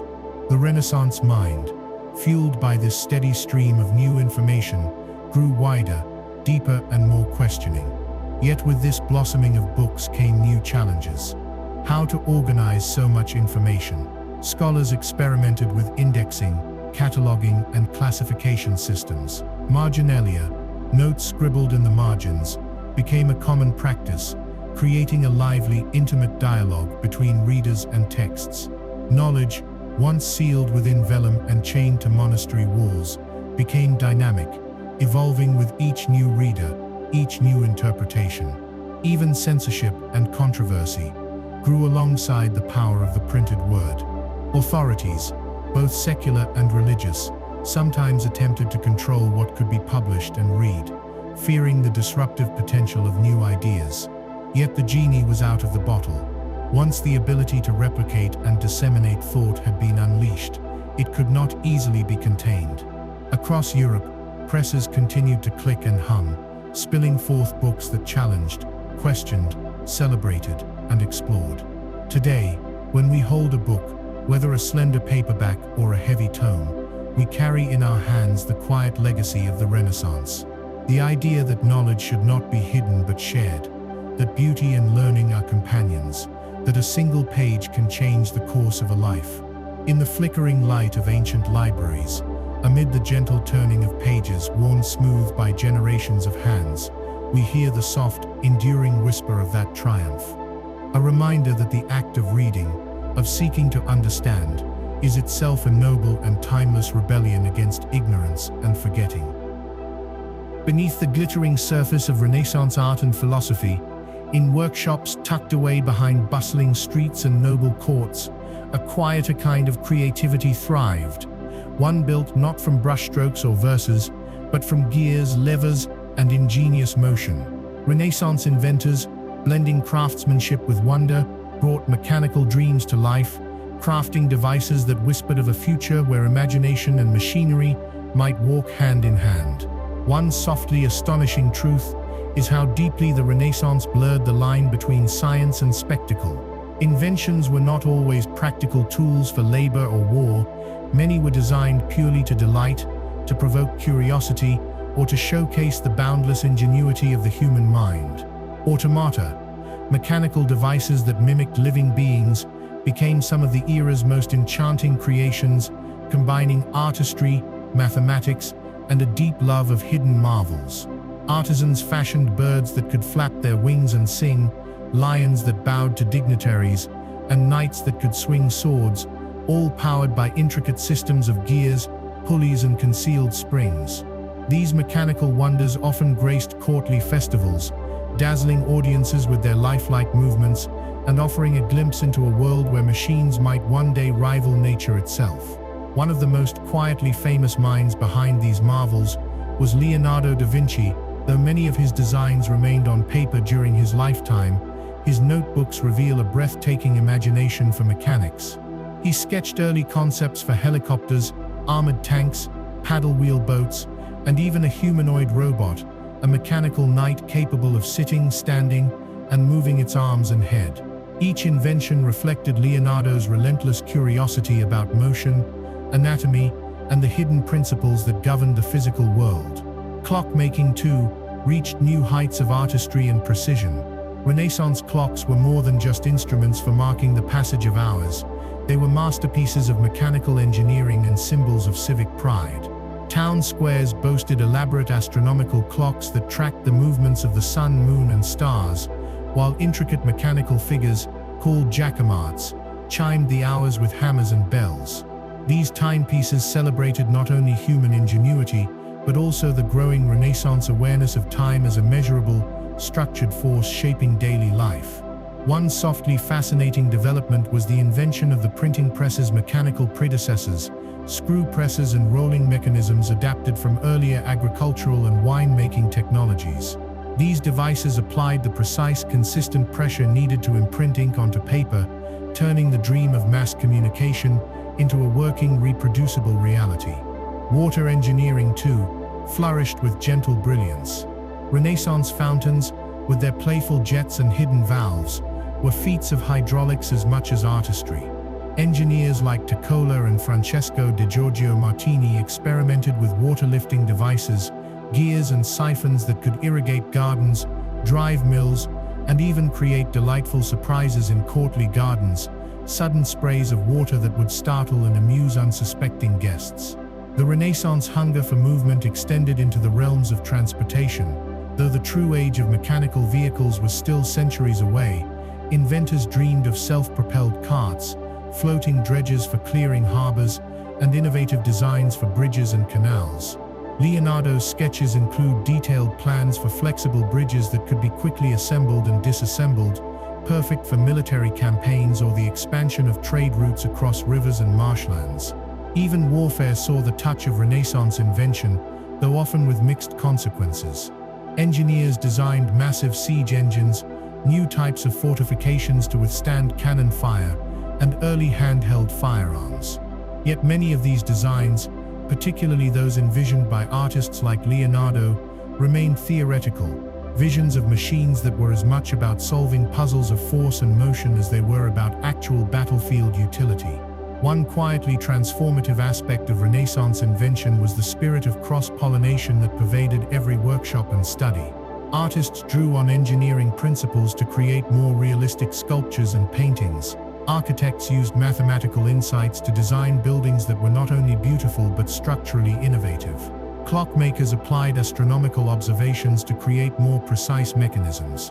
The boundaries between disciplines blurred, and knowledge moved freely from one realm to another, carried by restless minds eager to understand how the world worked and how it might be improved. Festivals and public displays often featured mechanical spectacles that celebrated these advances. In Florence, Milan, and Paris, grand pageants would include moving platforms, animated dragons, or mechanical suns that rose and set during theatrical performances. These fleeting marvels enchanted audiences and reinforced the Renaissance belief that human creativity could mimic, and perhaps one day even rival, the wonders of the natural world. Today, many of these Renaissance inventions survive only in sketches, fragmented machines, or faded descriptions. Yet their spirit lives on wherever imagination and engineering meet, in the ticking of a watch, the flight of a drone, the spinning gears of a tiny motor. The Renaissance inventors, in their quiet, determined way, set the stage for the mechanical miracles that would transform the centuries to come. In the soft click of gears, the gentle whir of pulleys, and the silent elegance of a machine brought to life by hidden forces, we hear their legacy, a testament to the enduring human dream of shaping movement, mastering matter, and breathing life into the mechanical heart of the world. Beyond the marble facades and gilded halls of the Renaissance, another quieter revolution was unfolding, one that did not shape buildings or chart the stars, but sought instead to understand the shifting, tender terrain within the human heart. For the first time in centuries, artists, philosophers, and writers turned their full attention inward, exploring the vast range of human emotions with a new sense of wonder, curiosity, and compassion. In the medieval world, feelings had often been viewed through rigid moral frameworks: pride as a deadly sin, love as divine grace, anger as dangerous temptation. But the Renaissance, with its revival of humanist ideals and classical learning, began to paint a subtler, richer picture of emotional life. Human beings were no longer seen merely as vessels of virtue or vice, but as complex creatures whose inner experiences deserved careful, sympathetic study. One softly astonishing truth is how deeply Renaissance thinkers believed emotions could be cultivated, refined, and even perfected. They turned to ancient philosophers like Aristotle and Cicero, whose writings treated emotions not as chaotic forces to be suppressed, but as natural parts of the human experience that could, when guided by reason, enrich life and deepen wisdom. In art, this new understanding flowered into breathtaking innovations. Painters like Leonardo da Vinci, Raphael, and Caravaggio sought not merely to depict faces, but to capture fleeting emotions, the shy glance, the quiet sorrow, the sudden flare of anger or joy. A figure in a Renaissance painting might not simply stand for an idea. They might weep, wonder, smile, or tremble in ways that felt vividly, achingly real. Leonardo, in particular, spent years studying the subtle interplay of muscles under the skin, sketching hundreds of heads in every imaginable expression. He believed that capturing genuine emotion was central to the art of portraiture, that the soul itself could be glimpsed in the curve of a lip or the furrow of a brow. In works like the Mona Lisa, it is precisely the ambiguity of emotion, that soft, shifting smile, that has captivated viewers across centuries. Literature, too, blossomed with new emotional complexity. In Italy, writers like Ludovico Ariosto and Torquato Tasso wove epic tales of love, jealousy, valor, and despair, infusing their characters with vivid inner lives. In England, a young playwright named William Shakespeare would soon emerge, crafting plays where love, ambition, guilt, and revenge unfolded in dazzling, heartbreaking layers. Poetry during the Renaissance often celebrated the beauty of individual feeling. Petrarch's sonnets to his beloved Laura captured not only the joy of adoration, but the aching, bittersweet pain of longing. His influence rippled outward across Europe, inspiring countless poets to treat love not as a simple or purely spiritual state, but as a profound, often tumultuous human experience worthy of exploration. One softly fascinating development was the way philosophers began to analyze the mechanics of emotion.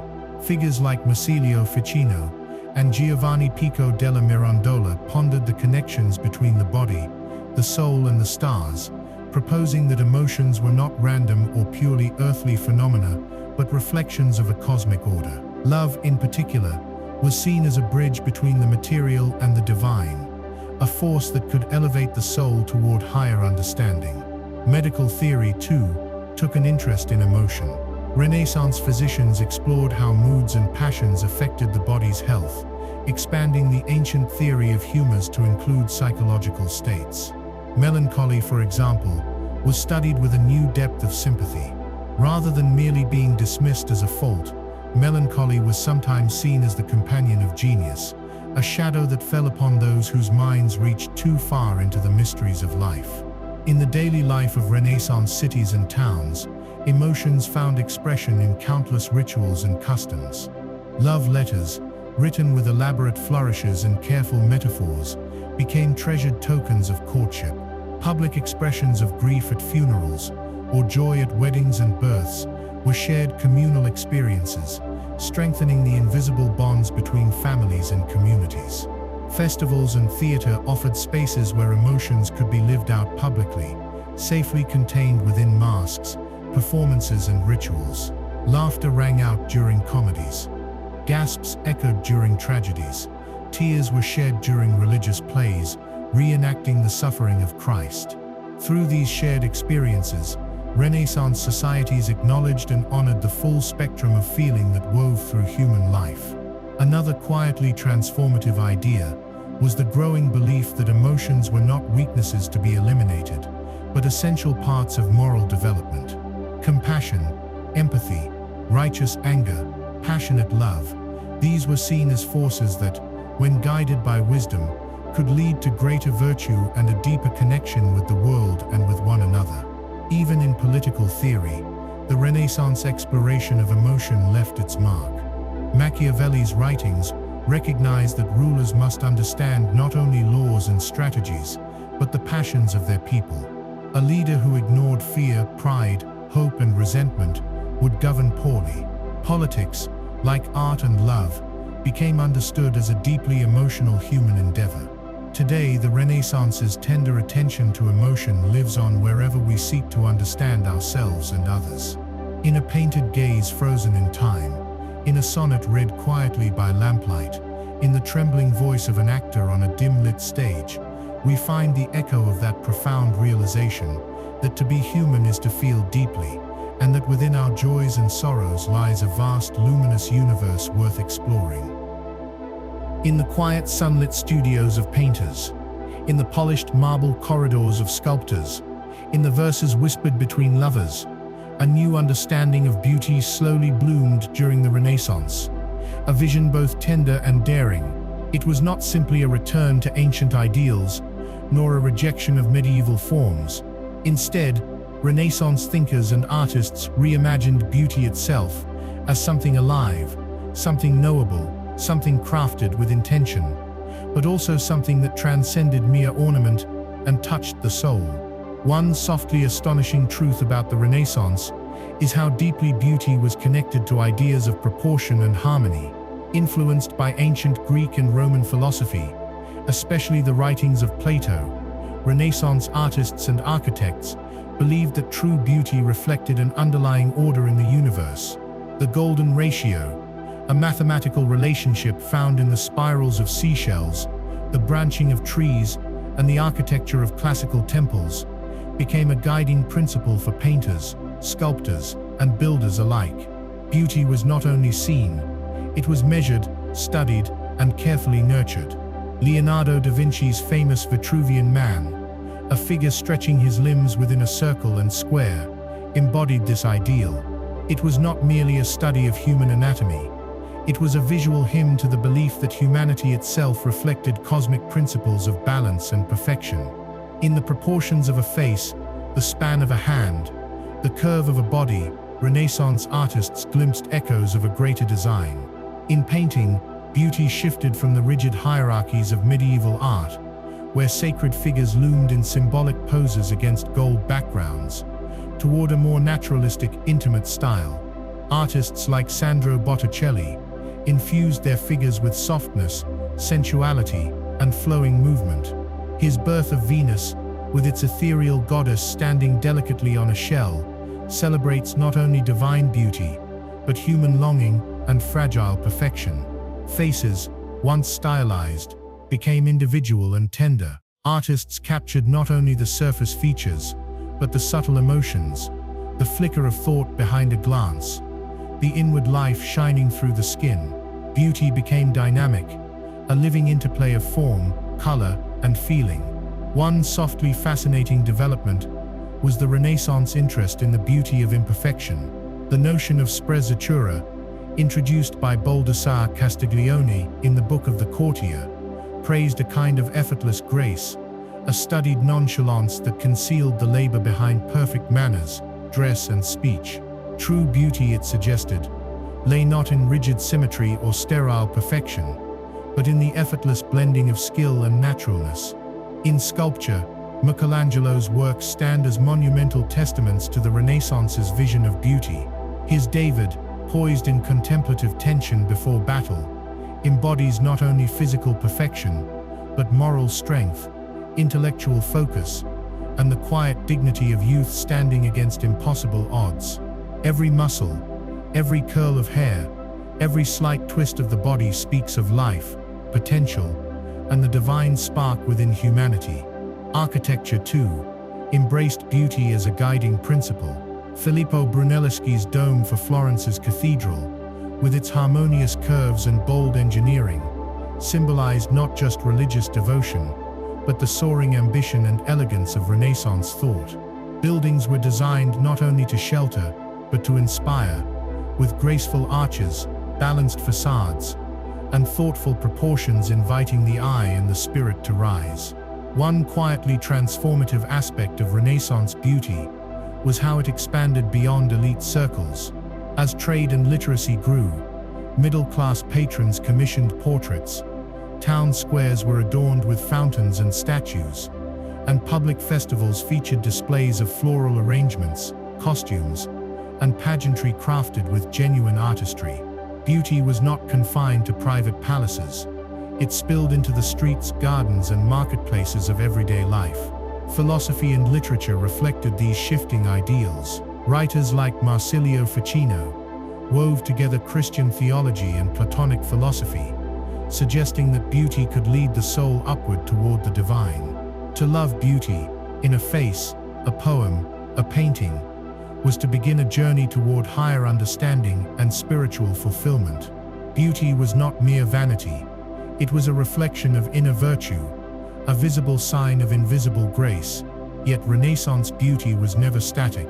Standards shifted across regions and decades, revealing how deeply human ideas of attractiveness are shaped by culture and context.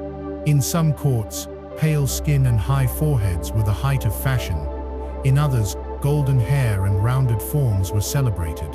Beauty was both timeless and ever-changing, rooted in universal principles, yet infinitely varied in expression. One softly mind-bending detail, often overlooked, is the Renaissance fascination with beauty's fleeting nature.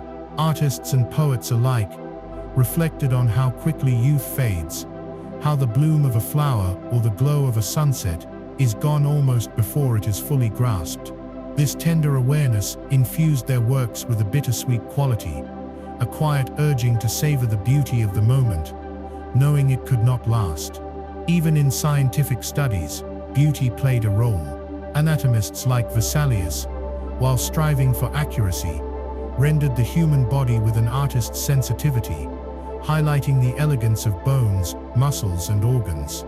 Maps, botanical illustrations, and star charts were crafted not only for information, but for aesthetic pleasure, blending knowledge and artistry into a single harmonious whole. Today, when we wander through Renaissance galleries, read a sonnet, or trace the graceful curve of an ancient column, we still feel the echo of this profound reimagining of beauty.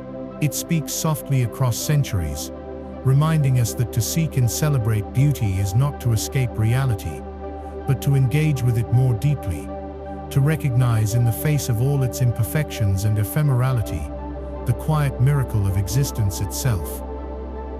Beyond the marble cities and painted chapels of Renaissance Europe, the world stretched vast and mysterious, calling to the restless hearts of explorers, traders, pilgrims, and dreamers. Travel during the Renaissance was no longer simply a matter of necessity or devotion. It became a path to knowledge, adventure, and quiet wonder, a way of weaving new threads between distant peoples, ideas, and landscapes. One softly astonishing truth is how slowly and cautiously Renaissance travel unfolded compared to the bold images often conjured by tales of great voyages. Most journeys were long, arduous, and uncertain. Roads were rough and dangerous, plagued by bandits and bad weather. Ships were at the mercy of winds and storms, their voyages often delayed by months or even years. Yet despite these hardships, more people traveled farther during the Renaissance than in many previous centuries, driven by a profound thirst for discovery and connection. Pilgrimages remained one of the most common forms of travel. Across Europe, men and women of all ages set out on foot to visit sacred shrines. Santiago de Compostela in Spain, Canterbury in England, Rome itself. Pilgrims carried badges, wore simple clothing, and braved the long, dusty roads with prayer and perseverance. These journeys, both physically grueling and spiritually enriching, wove a quiet network of paths across the continent, linking cities, villages, and people in a shared devotional life. At the same time, the rise of trade and commerce sent merchants across borders and seas. Italian merchants traveled to the Levant and North Africa, carrying silks, spices, and precious metals. Flemish cloth merchants crossed the Alps to Italian markets, while German bankers established offices in Venice and Florence. The bustling fairs of cities like Lyon and Antwerp became crossroads of goods, news, and ideas, humming with languages from across the known world. One softly fascinating development was the spread of travel literature. Writers, adventurers, and scholars documented their journeys, filling volumes with observations about foreign customs, landscapes, animals, and goods. Some accounts were sober and factual, others blurred into the realm of the marvelous, describing kingdoms of gold, mysterious beasts, and distant lands, where the laws of nature seemed to bend. Even when exaggerated, these stories fed a growing European curiosity about the wider world. Perhaps the most quietly transformative journeys were those of scholars and artists. Students traveled from university to university, seeking new teachers and broader horizons. Artists ventured across Italy and beyond, studying the ruins of Rome, the paintings of Flanders, the sculptures of Burgundy. These exchanges of ideas helped to spread Renaissance ideals of beauty, proportion, and human dignity far beyond their original hearths. One of the most famous and quietly complex journeys of the Renaissance was the voyage of Christopher Columbus in 1492. Setting sail under the Spanish flag, Columbus sought a western route to Asia, but instead encountered the vast, unknown continents of the Americas. Though often celebrated as a bold discovery, the arrival of Europeans in the New World brought devastating consequences for indigenous peoples: disease, conquest, and cultural upheaval on a scale unseen before. Travel, the Renaissance reminds us, could be a double-edged sword, a source of wonder and tragedy alike.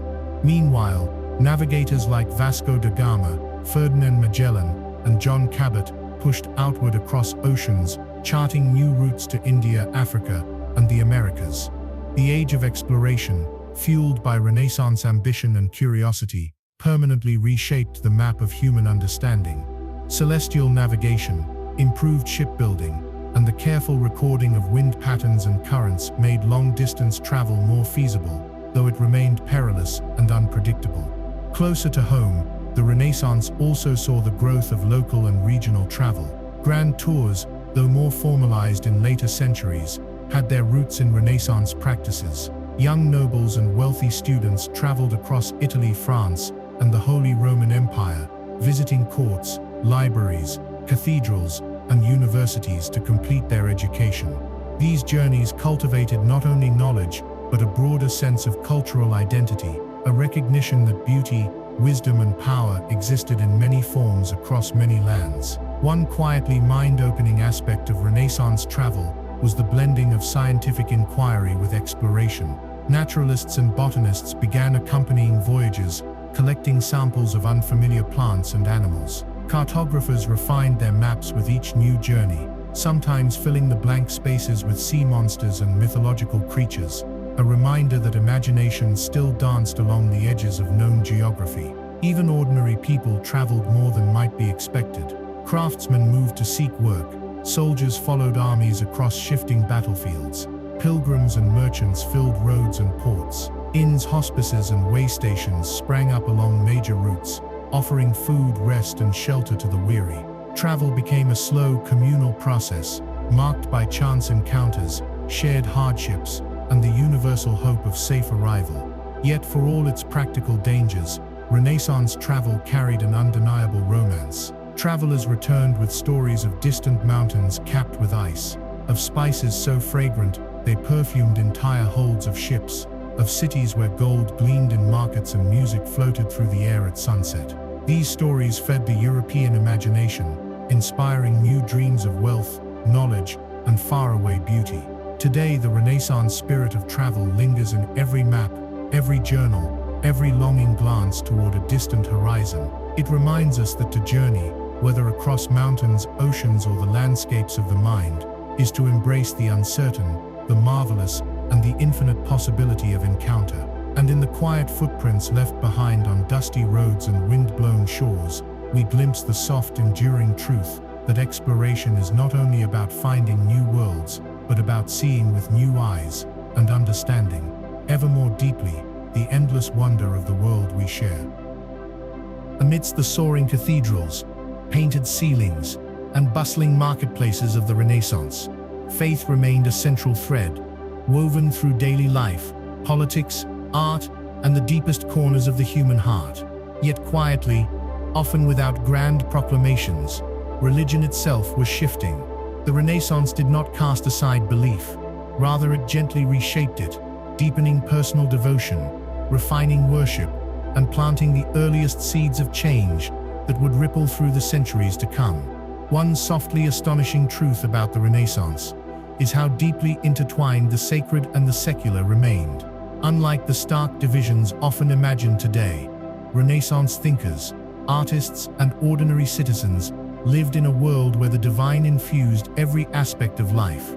Prayer was woven into the fabric of the day, from the morning bells of the Angelus, to the quiet mutterings before a meal, to the solemn rhythms of Mass.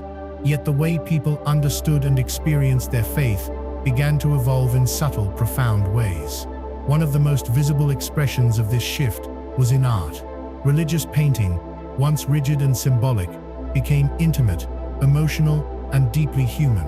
Artists like Fra Angelico, Leonardo da Vinci, and Raphael painted Madonnas who were tender, sorrowful, joyful, mothers not only of Christ, but of all humanity. Saints and martyrs were no longer distant icons, but figures filled with vulnerability, courage, and very human grace. Religious scenes unfolded not against golden backgrounds, but in recognizable landscapes, bathed in soft light, inviting viewers to step closer, to enter the sacred story with heart as well as mind. In architecture, churches and chapels reflected the Renaissance love of harmony and proportion. Builders designed spaces that lifted the soul gently upward, blending mathematical precision with spiritual awe. Domes soared not to crush the viewer with their grandeur, but to invite contemplation of a divine order mirrored in human craft. The church became not only a house of worship, but a carefully crafted bridge between heaven and earth. One quietly transformative development was the rise of personal devotion. While communal worship remained central, many individuals deepened their private spiritual practices.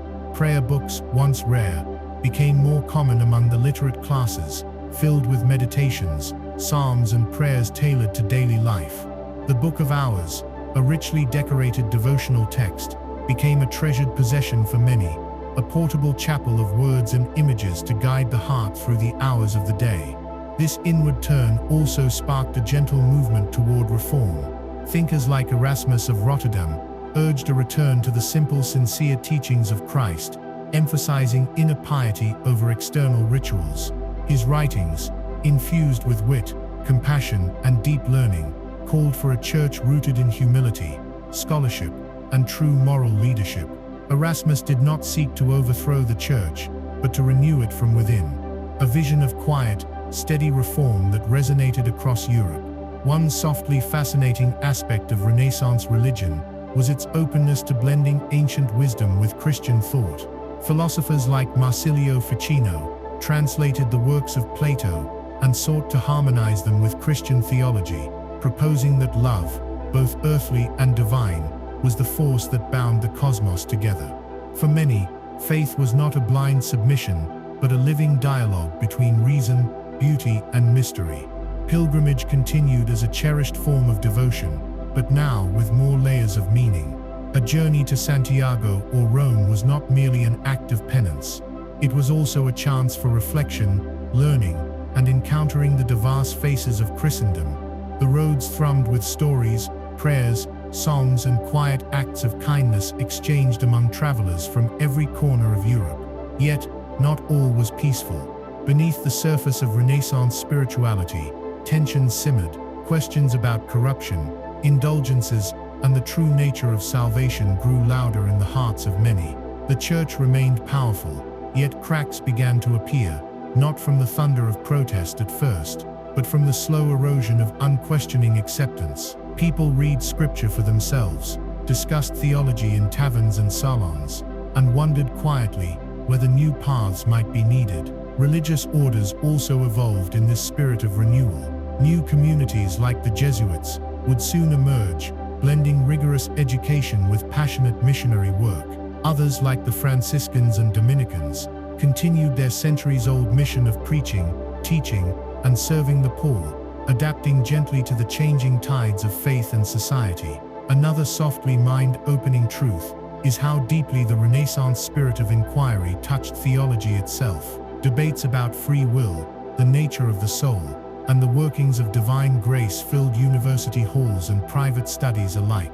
Theology became not only a matter of dogma, but of philosophical exploration, a field where faith and reason could at least sometimes walk hand in hand. Music, too, became a vessel for spiritual renewal. Composers like Josquin des Prez and Giovanni Pierluigi da Palestrina wrote masses and motets of breathtaking beauty, filling cathedrals with soaring harmonies that seemed to lift the heart toward heaven.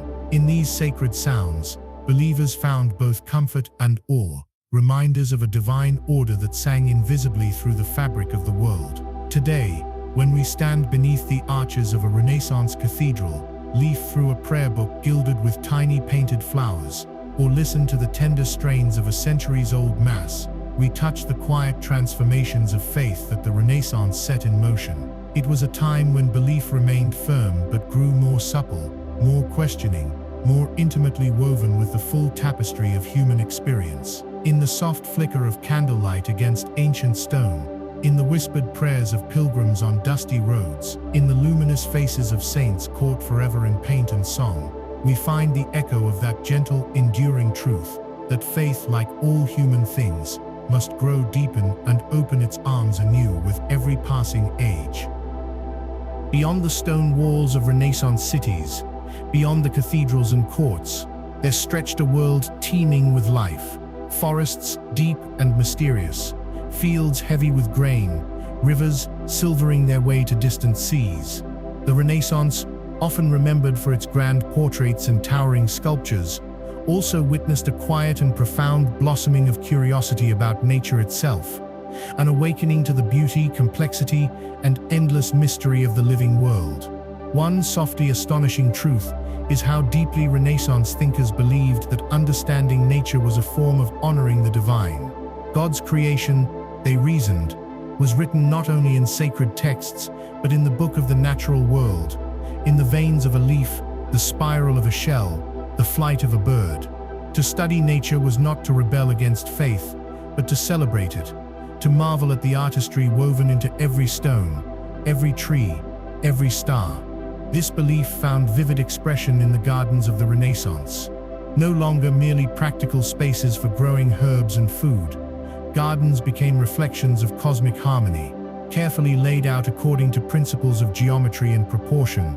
Renaissance gardens celebrated order and beauty, inviting visitors into living works of art. Plants were chosen not only for their usefulness, but for their colors, scents, and symbolic meanings. Orange trees represented eternal love. Myrtle symbolized Venus. Roses bloomed with echoes of earthly and heavenly love. Botanical gardens in particular became centers of study and delight.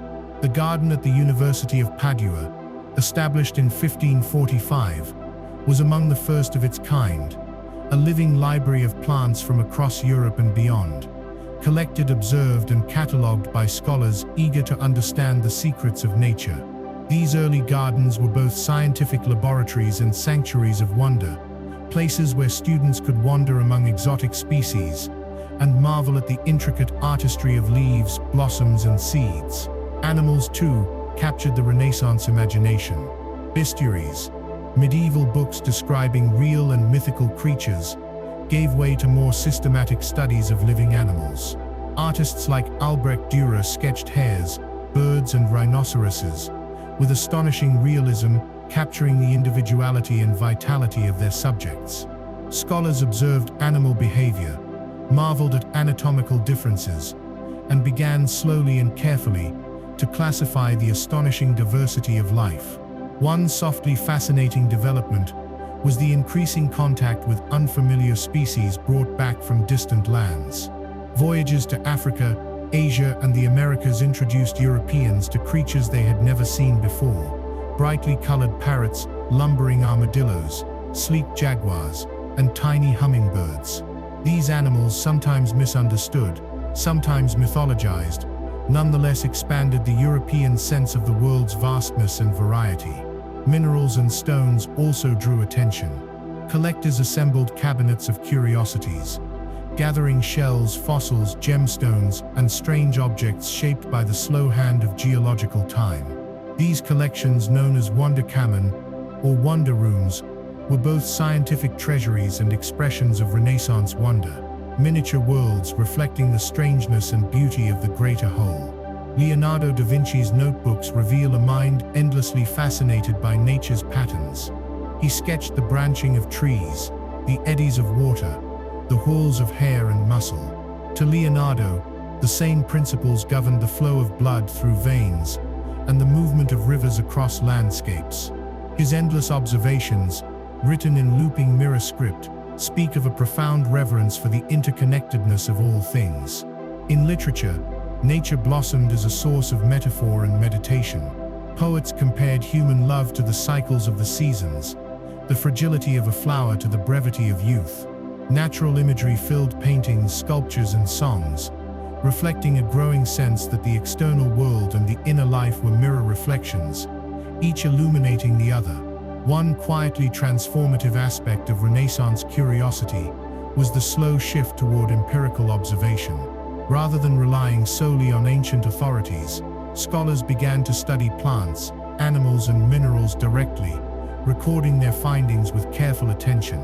Herbals, books describing medicinal plants, became more detailed and accurate, blending centuries-old remedies with new observations gleaned from gardens and fields. Meanwhile, maps and atlases blossomed with depictions not only of distant lands but of their flora and fauna. Early explorers often filled the blank spaces of their charts with imagined creatures, but over time, more accurate drawings and descriptions emerged, enriching the European understanding of global biodiversity. Ordinary life, too, reflected this renewed engagement with nature. City markets overflowed with fruits, vegetables, and flowers from near and far.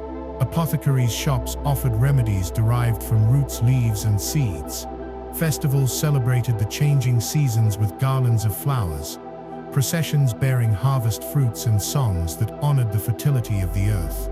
Perhaps one of the most softly mind-bending realizations of the Renaissance was that the natural world, though governed by hidden laws, was endlessly diverse, subtle, and surprising.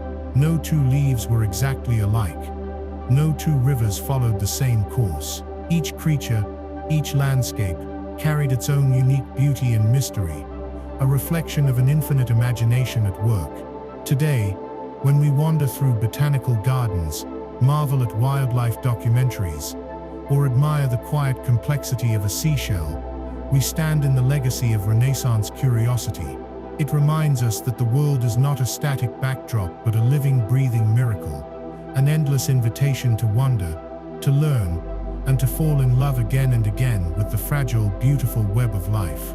In every petal unfurled toward the sun, every bird's cry across a wide morning sky, we hear the soft echo of that awakening, a reminder that to notice the world closely is, in itself, an act of reverence and joy.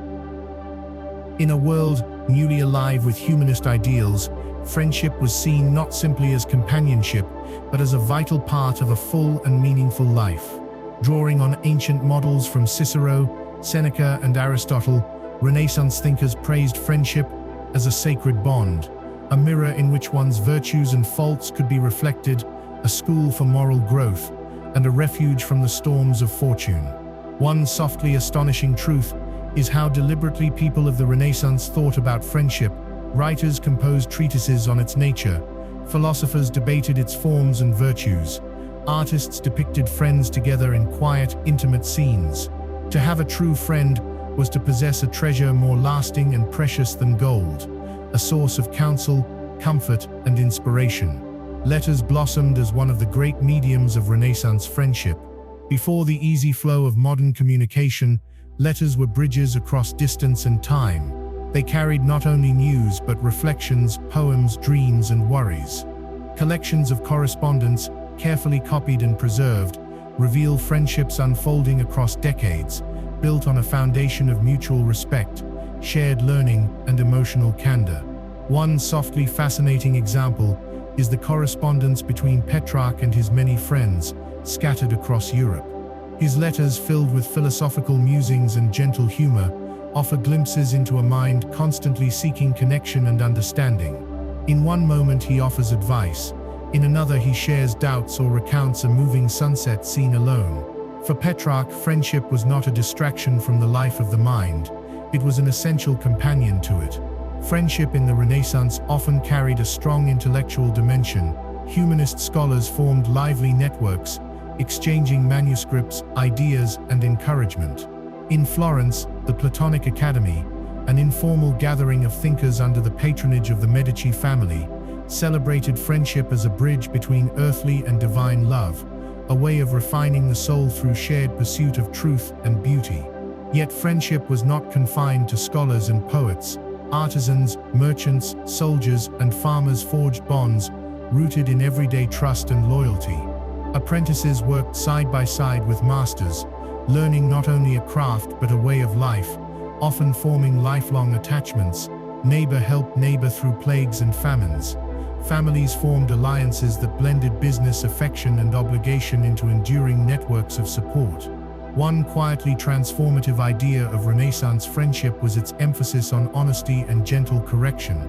True friends, writers insisted, must not merely flatter, but must guide one another toward virtue.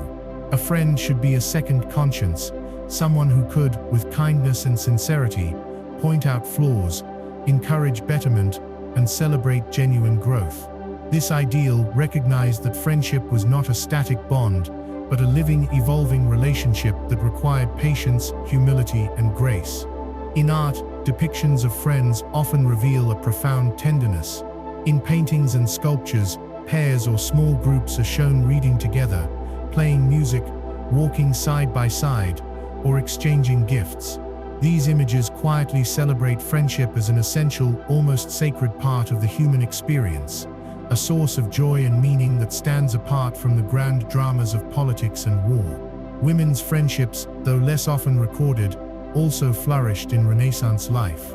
In convents, among merchant families, and in literary circles, women formed deep, sustaining bonds, exchanging letters, visiting one another's homes, and supporting each other's creative and spiritual growth.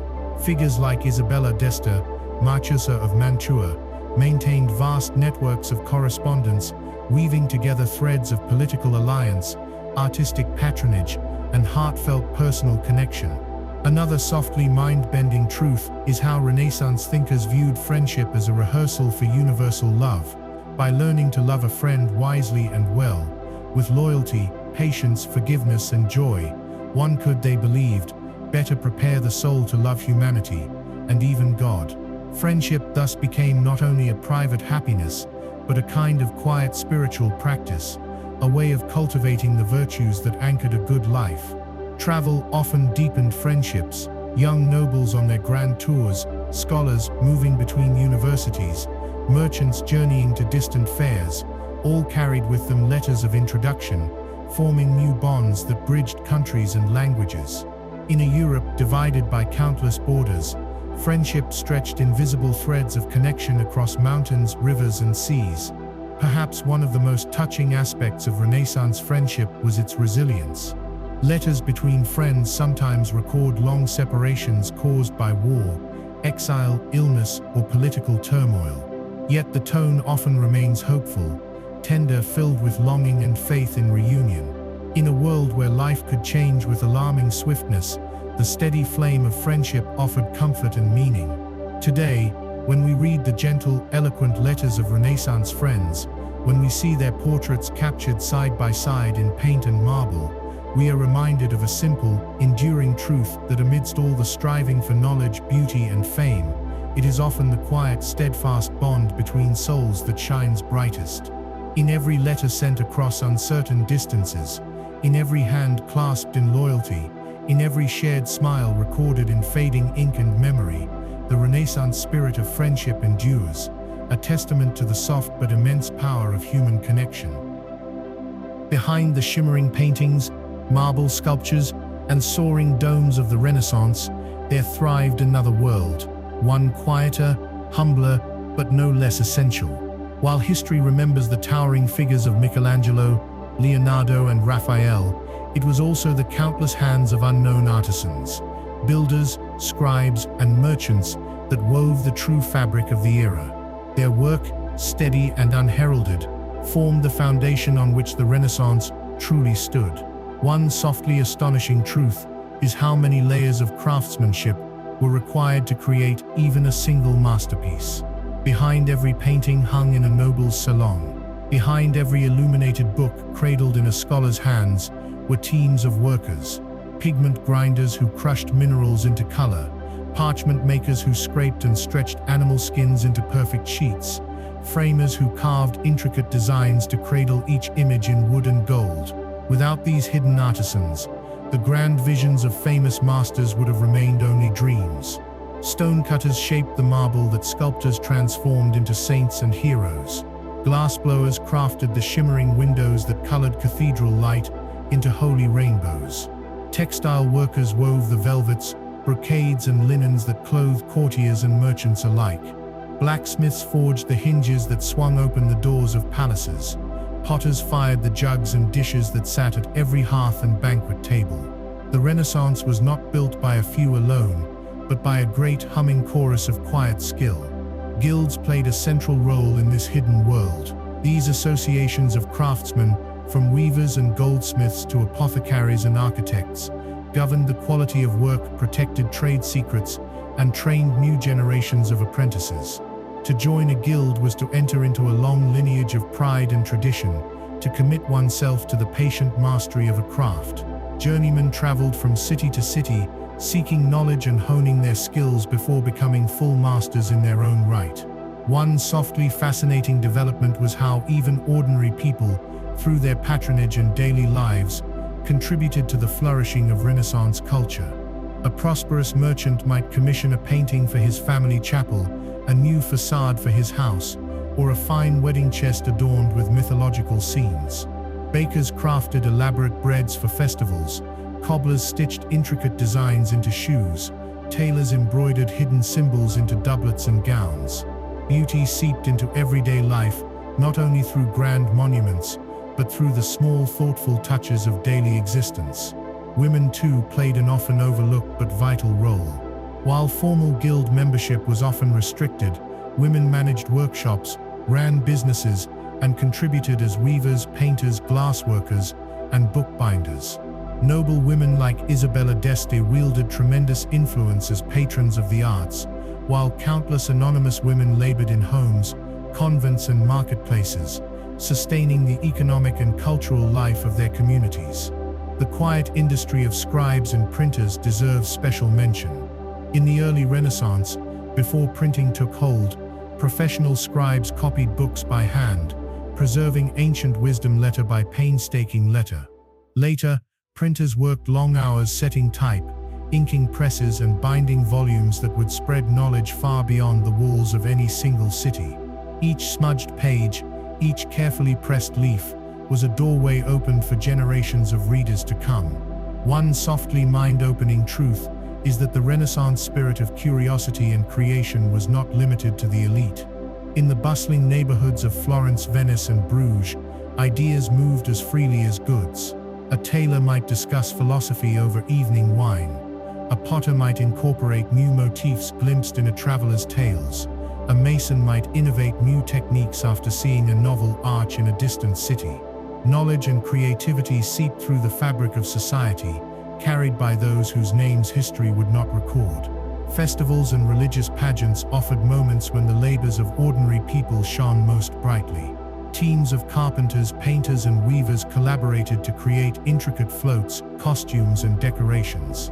These public celebrations were not only spectacles of wealth, but testimonies to communal artistry, crafted with pride by hands often calloused from daily toil. Even in the grandest projects, the fingerprints of humble workers remain.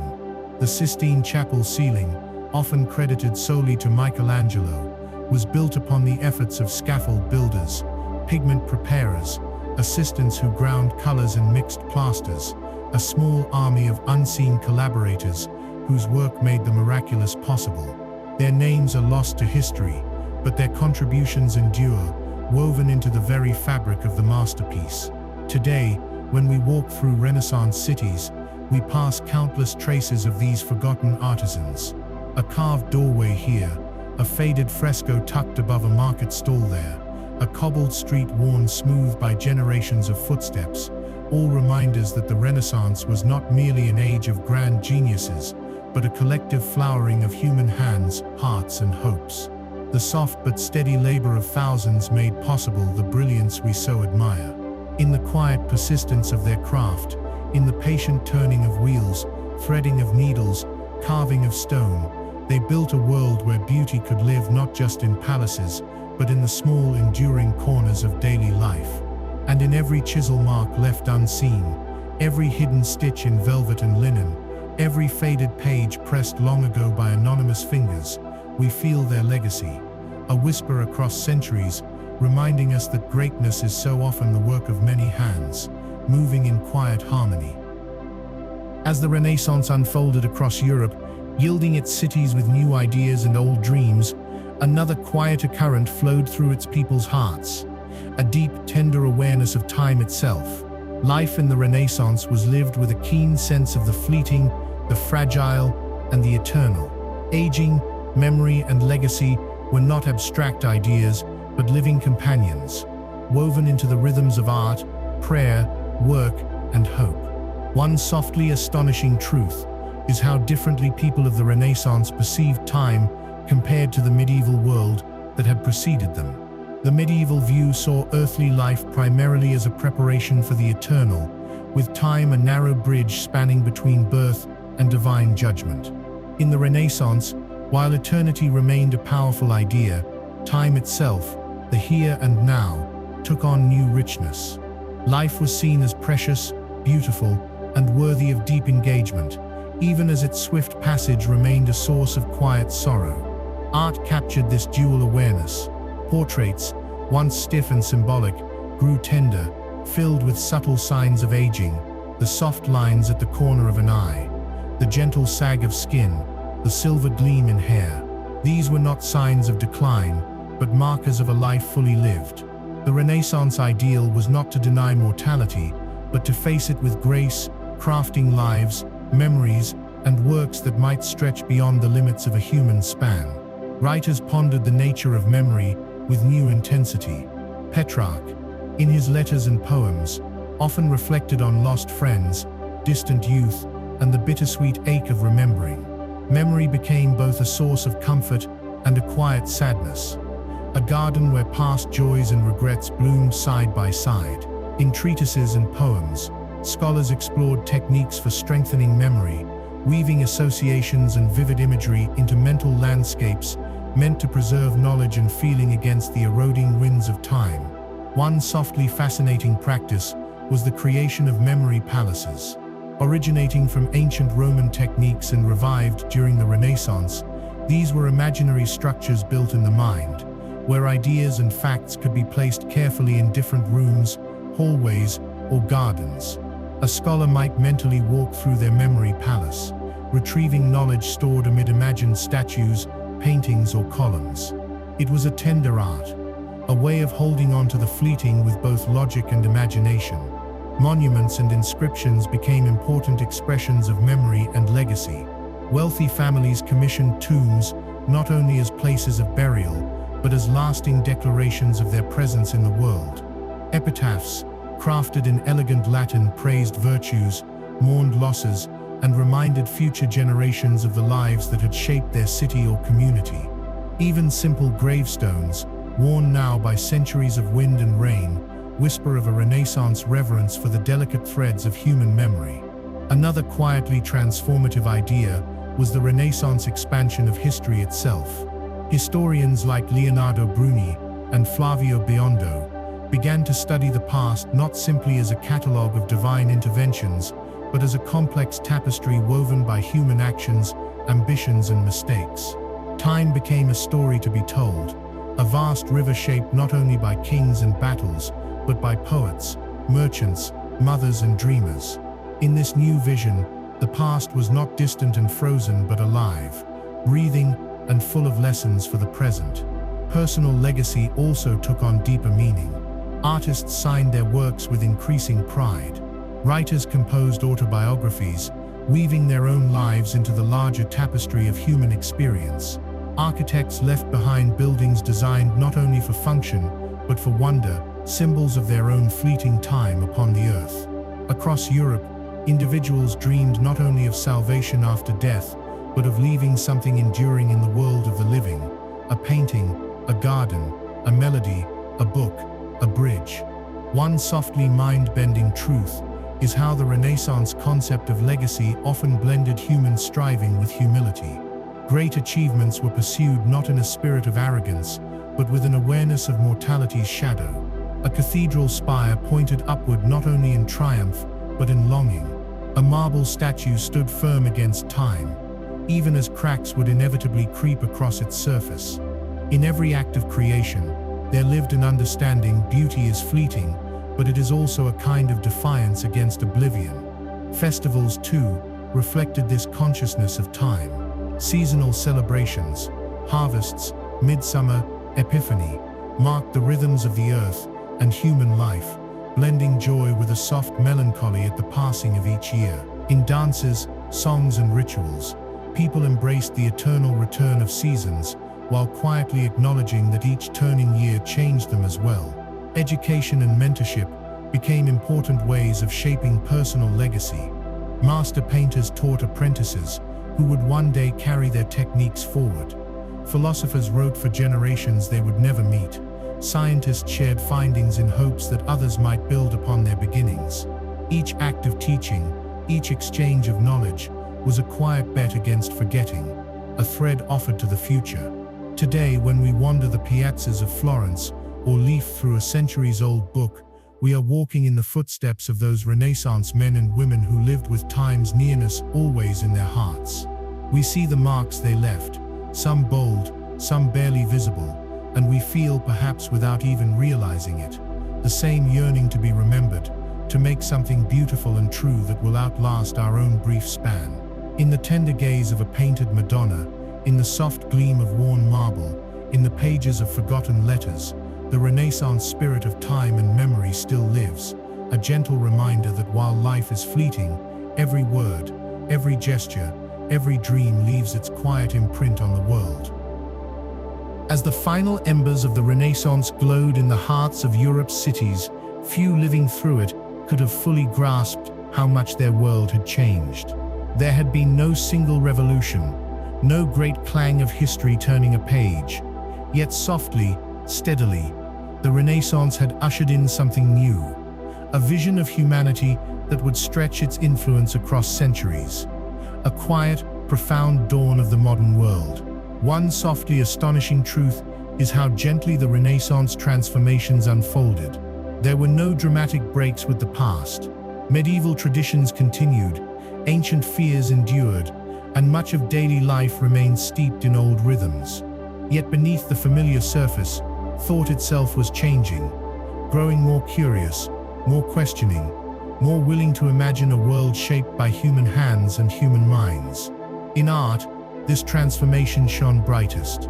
Renaissance painters taught the world to see differently, to find beauty not just in saints and kings, but in the dignity of everyday life. In the textured skin of an old woman's hand, in the quiet slant of afternoon light across a tiled floor, they captured moments of fleeting grace that elevated the ordinary into something sacred. This new way of seeing would ripple outward, touching every future artist, writer, and dreamer who sought to find wonder in the small and the real. Science, too, awakened. The careful observations of Renaissance astronomers, physicians, and naturalists laid the first stones on the long road to modern inquiry. By daring to question the heavens, by opening the human body to study, by collecting plants, charting stars, and experimenting with machines, they slowly loosened the bonds of superstition. Knowledge, they whispered, was not a sealed book but a living conversation between humanity and nature, one that could change, deepen, and grow. Philosophy, once tethered tightly to religious doctrine, began to explore the richness of human reason. Figures like Erasmus, Pico della Mirandola, and Montaigne wrote of doubt, dignity, and the endless unfolding mystery of the soul. They planted the seeds of individual conscience, tolerance, and human rights, ideas that would take centuries to flower, but that began quietly, in the shaded libraries and bustling taverns of the Renaissance.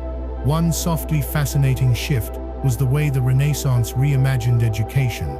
The Studia Humanitatis, the education of a full, balanced human being, emphasized literature, history, moral philosophy, and the arts alongside traditional sciences. This new ideal of learning would eventually shape universities, schools, and philosophies of education across the globe, carrying forward the belief that to be truly educated was to know not only facts but wisdom, empathy, and creativity. Trade and exploration, accelerated by Renaissance ambitions, connected continents as never before. Spices, textiles, silver, and stories flowed between Europe, Africa, Asia, and the Americas, weaving a tapestry of cultural exchange that, while often fraught and uneven, created the first stirrings of a globalized world. Maps grew more accurate, ships grew faster, and the distant and the exotic slowly became part of everyday life. Even government began to shift. Renaissance city-states experimented with new forms of republics and councils. Political thinkers wrestled with ideas of sovereignty, citizenship, and liberty. Though absolute monarchies still ruled many lands, the notion that people could, and should, have a voice in their governance quietly took root, a delicate thread that future generations would tug and weave into revolutions and declarations.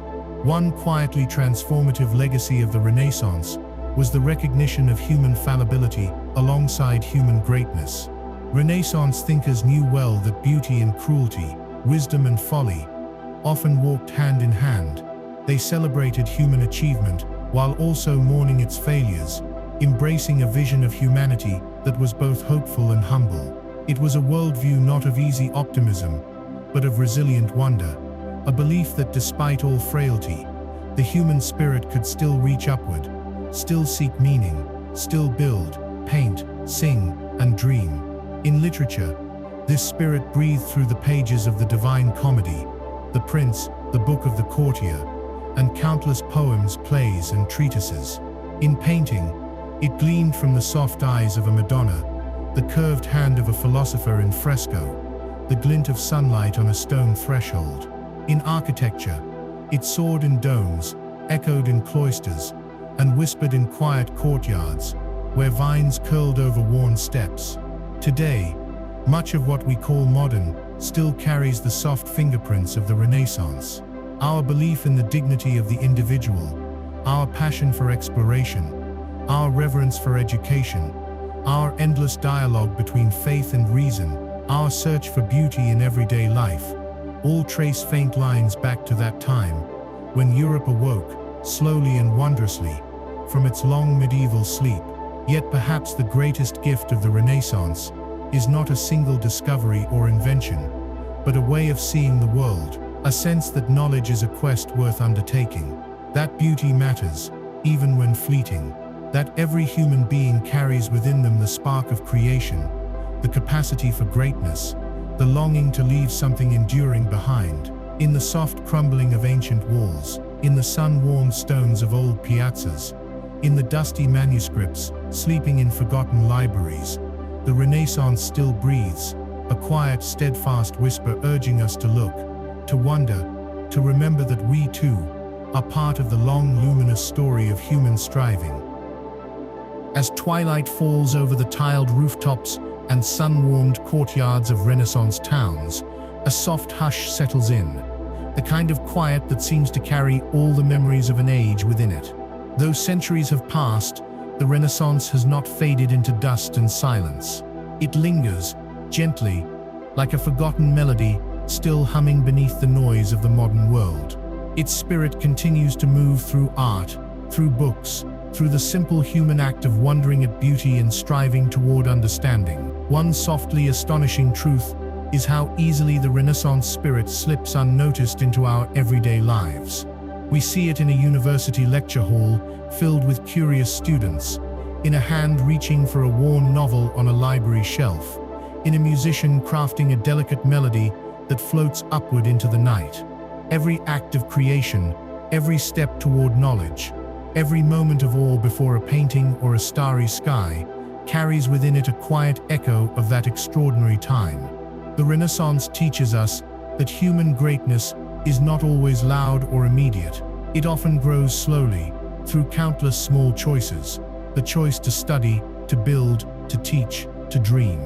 It reminds us that beauty matters, even when it does not endure, that truth matters, even when it is difficult, that every mind, no matter how humble its beginnings, holds the potential to change the world in ways that may not be seen for generations.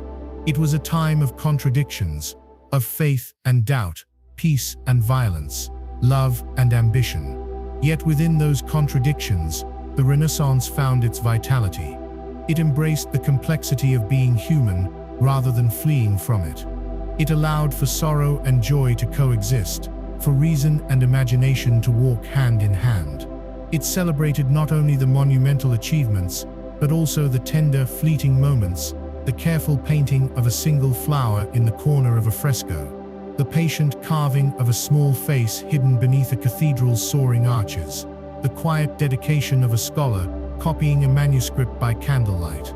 One softly mind-bending realization is that the Renaissance was never meant to be a static achievement, frozen in marble and memory.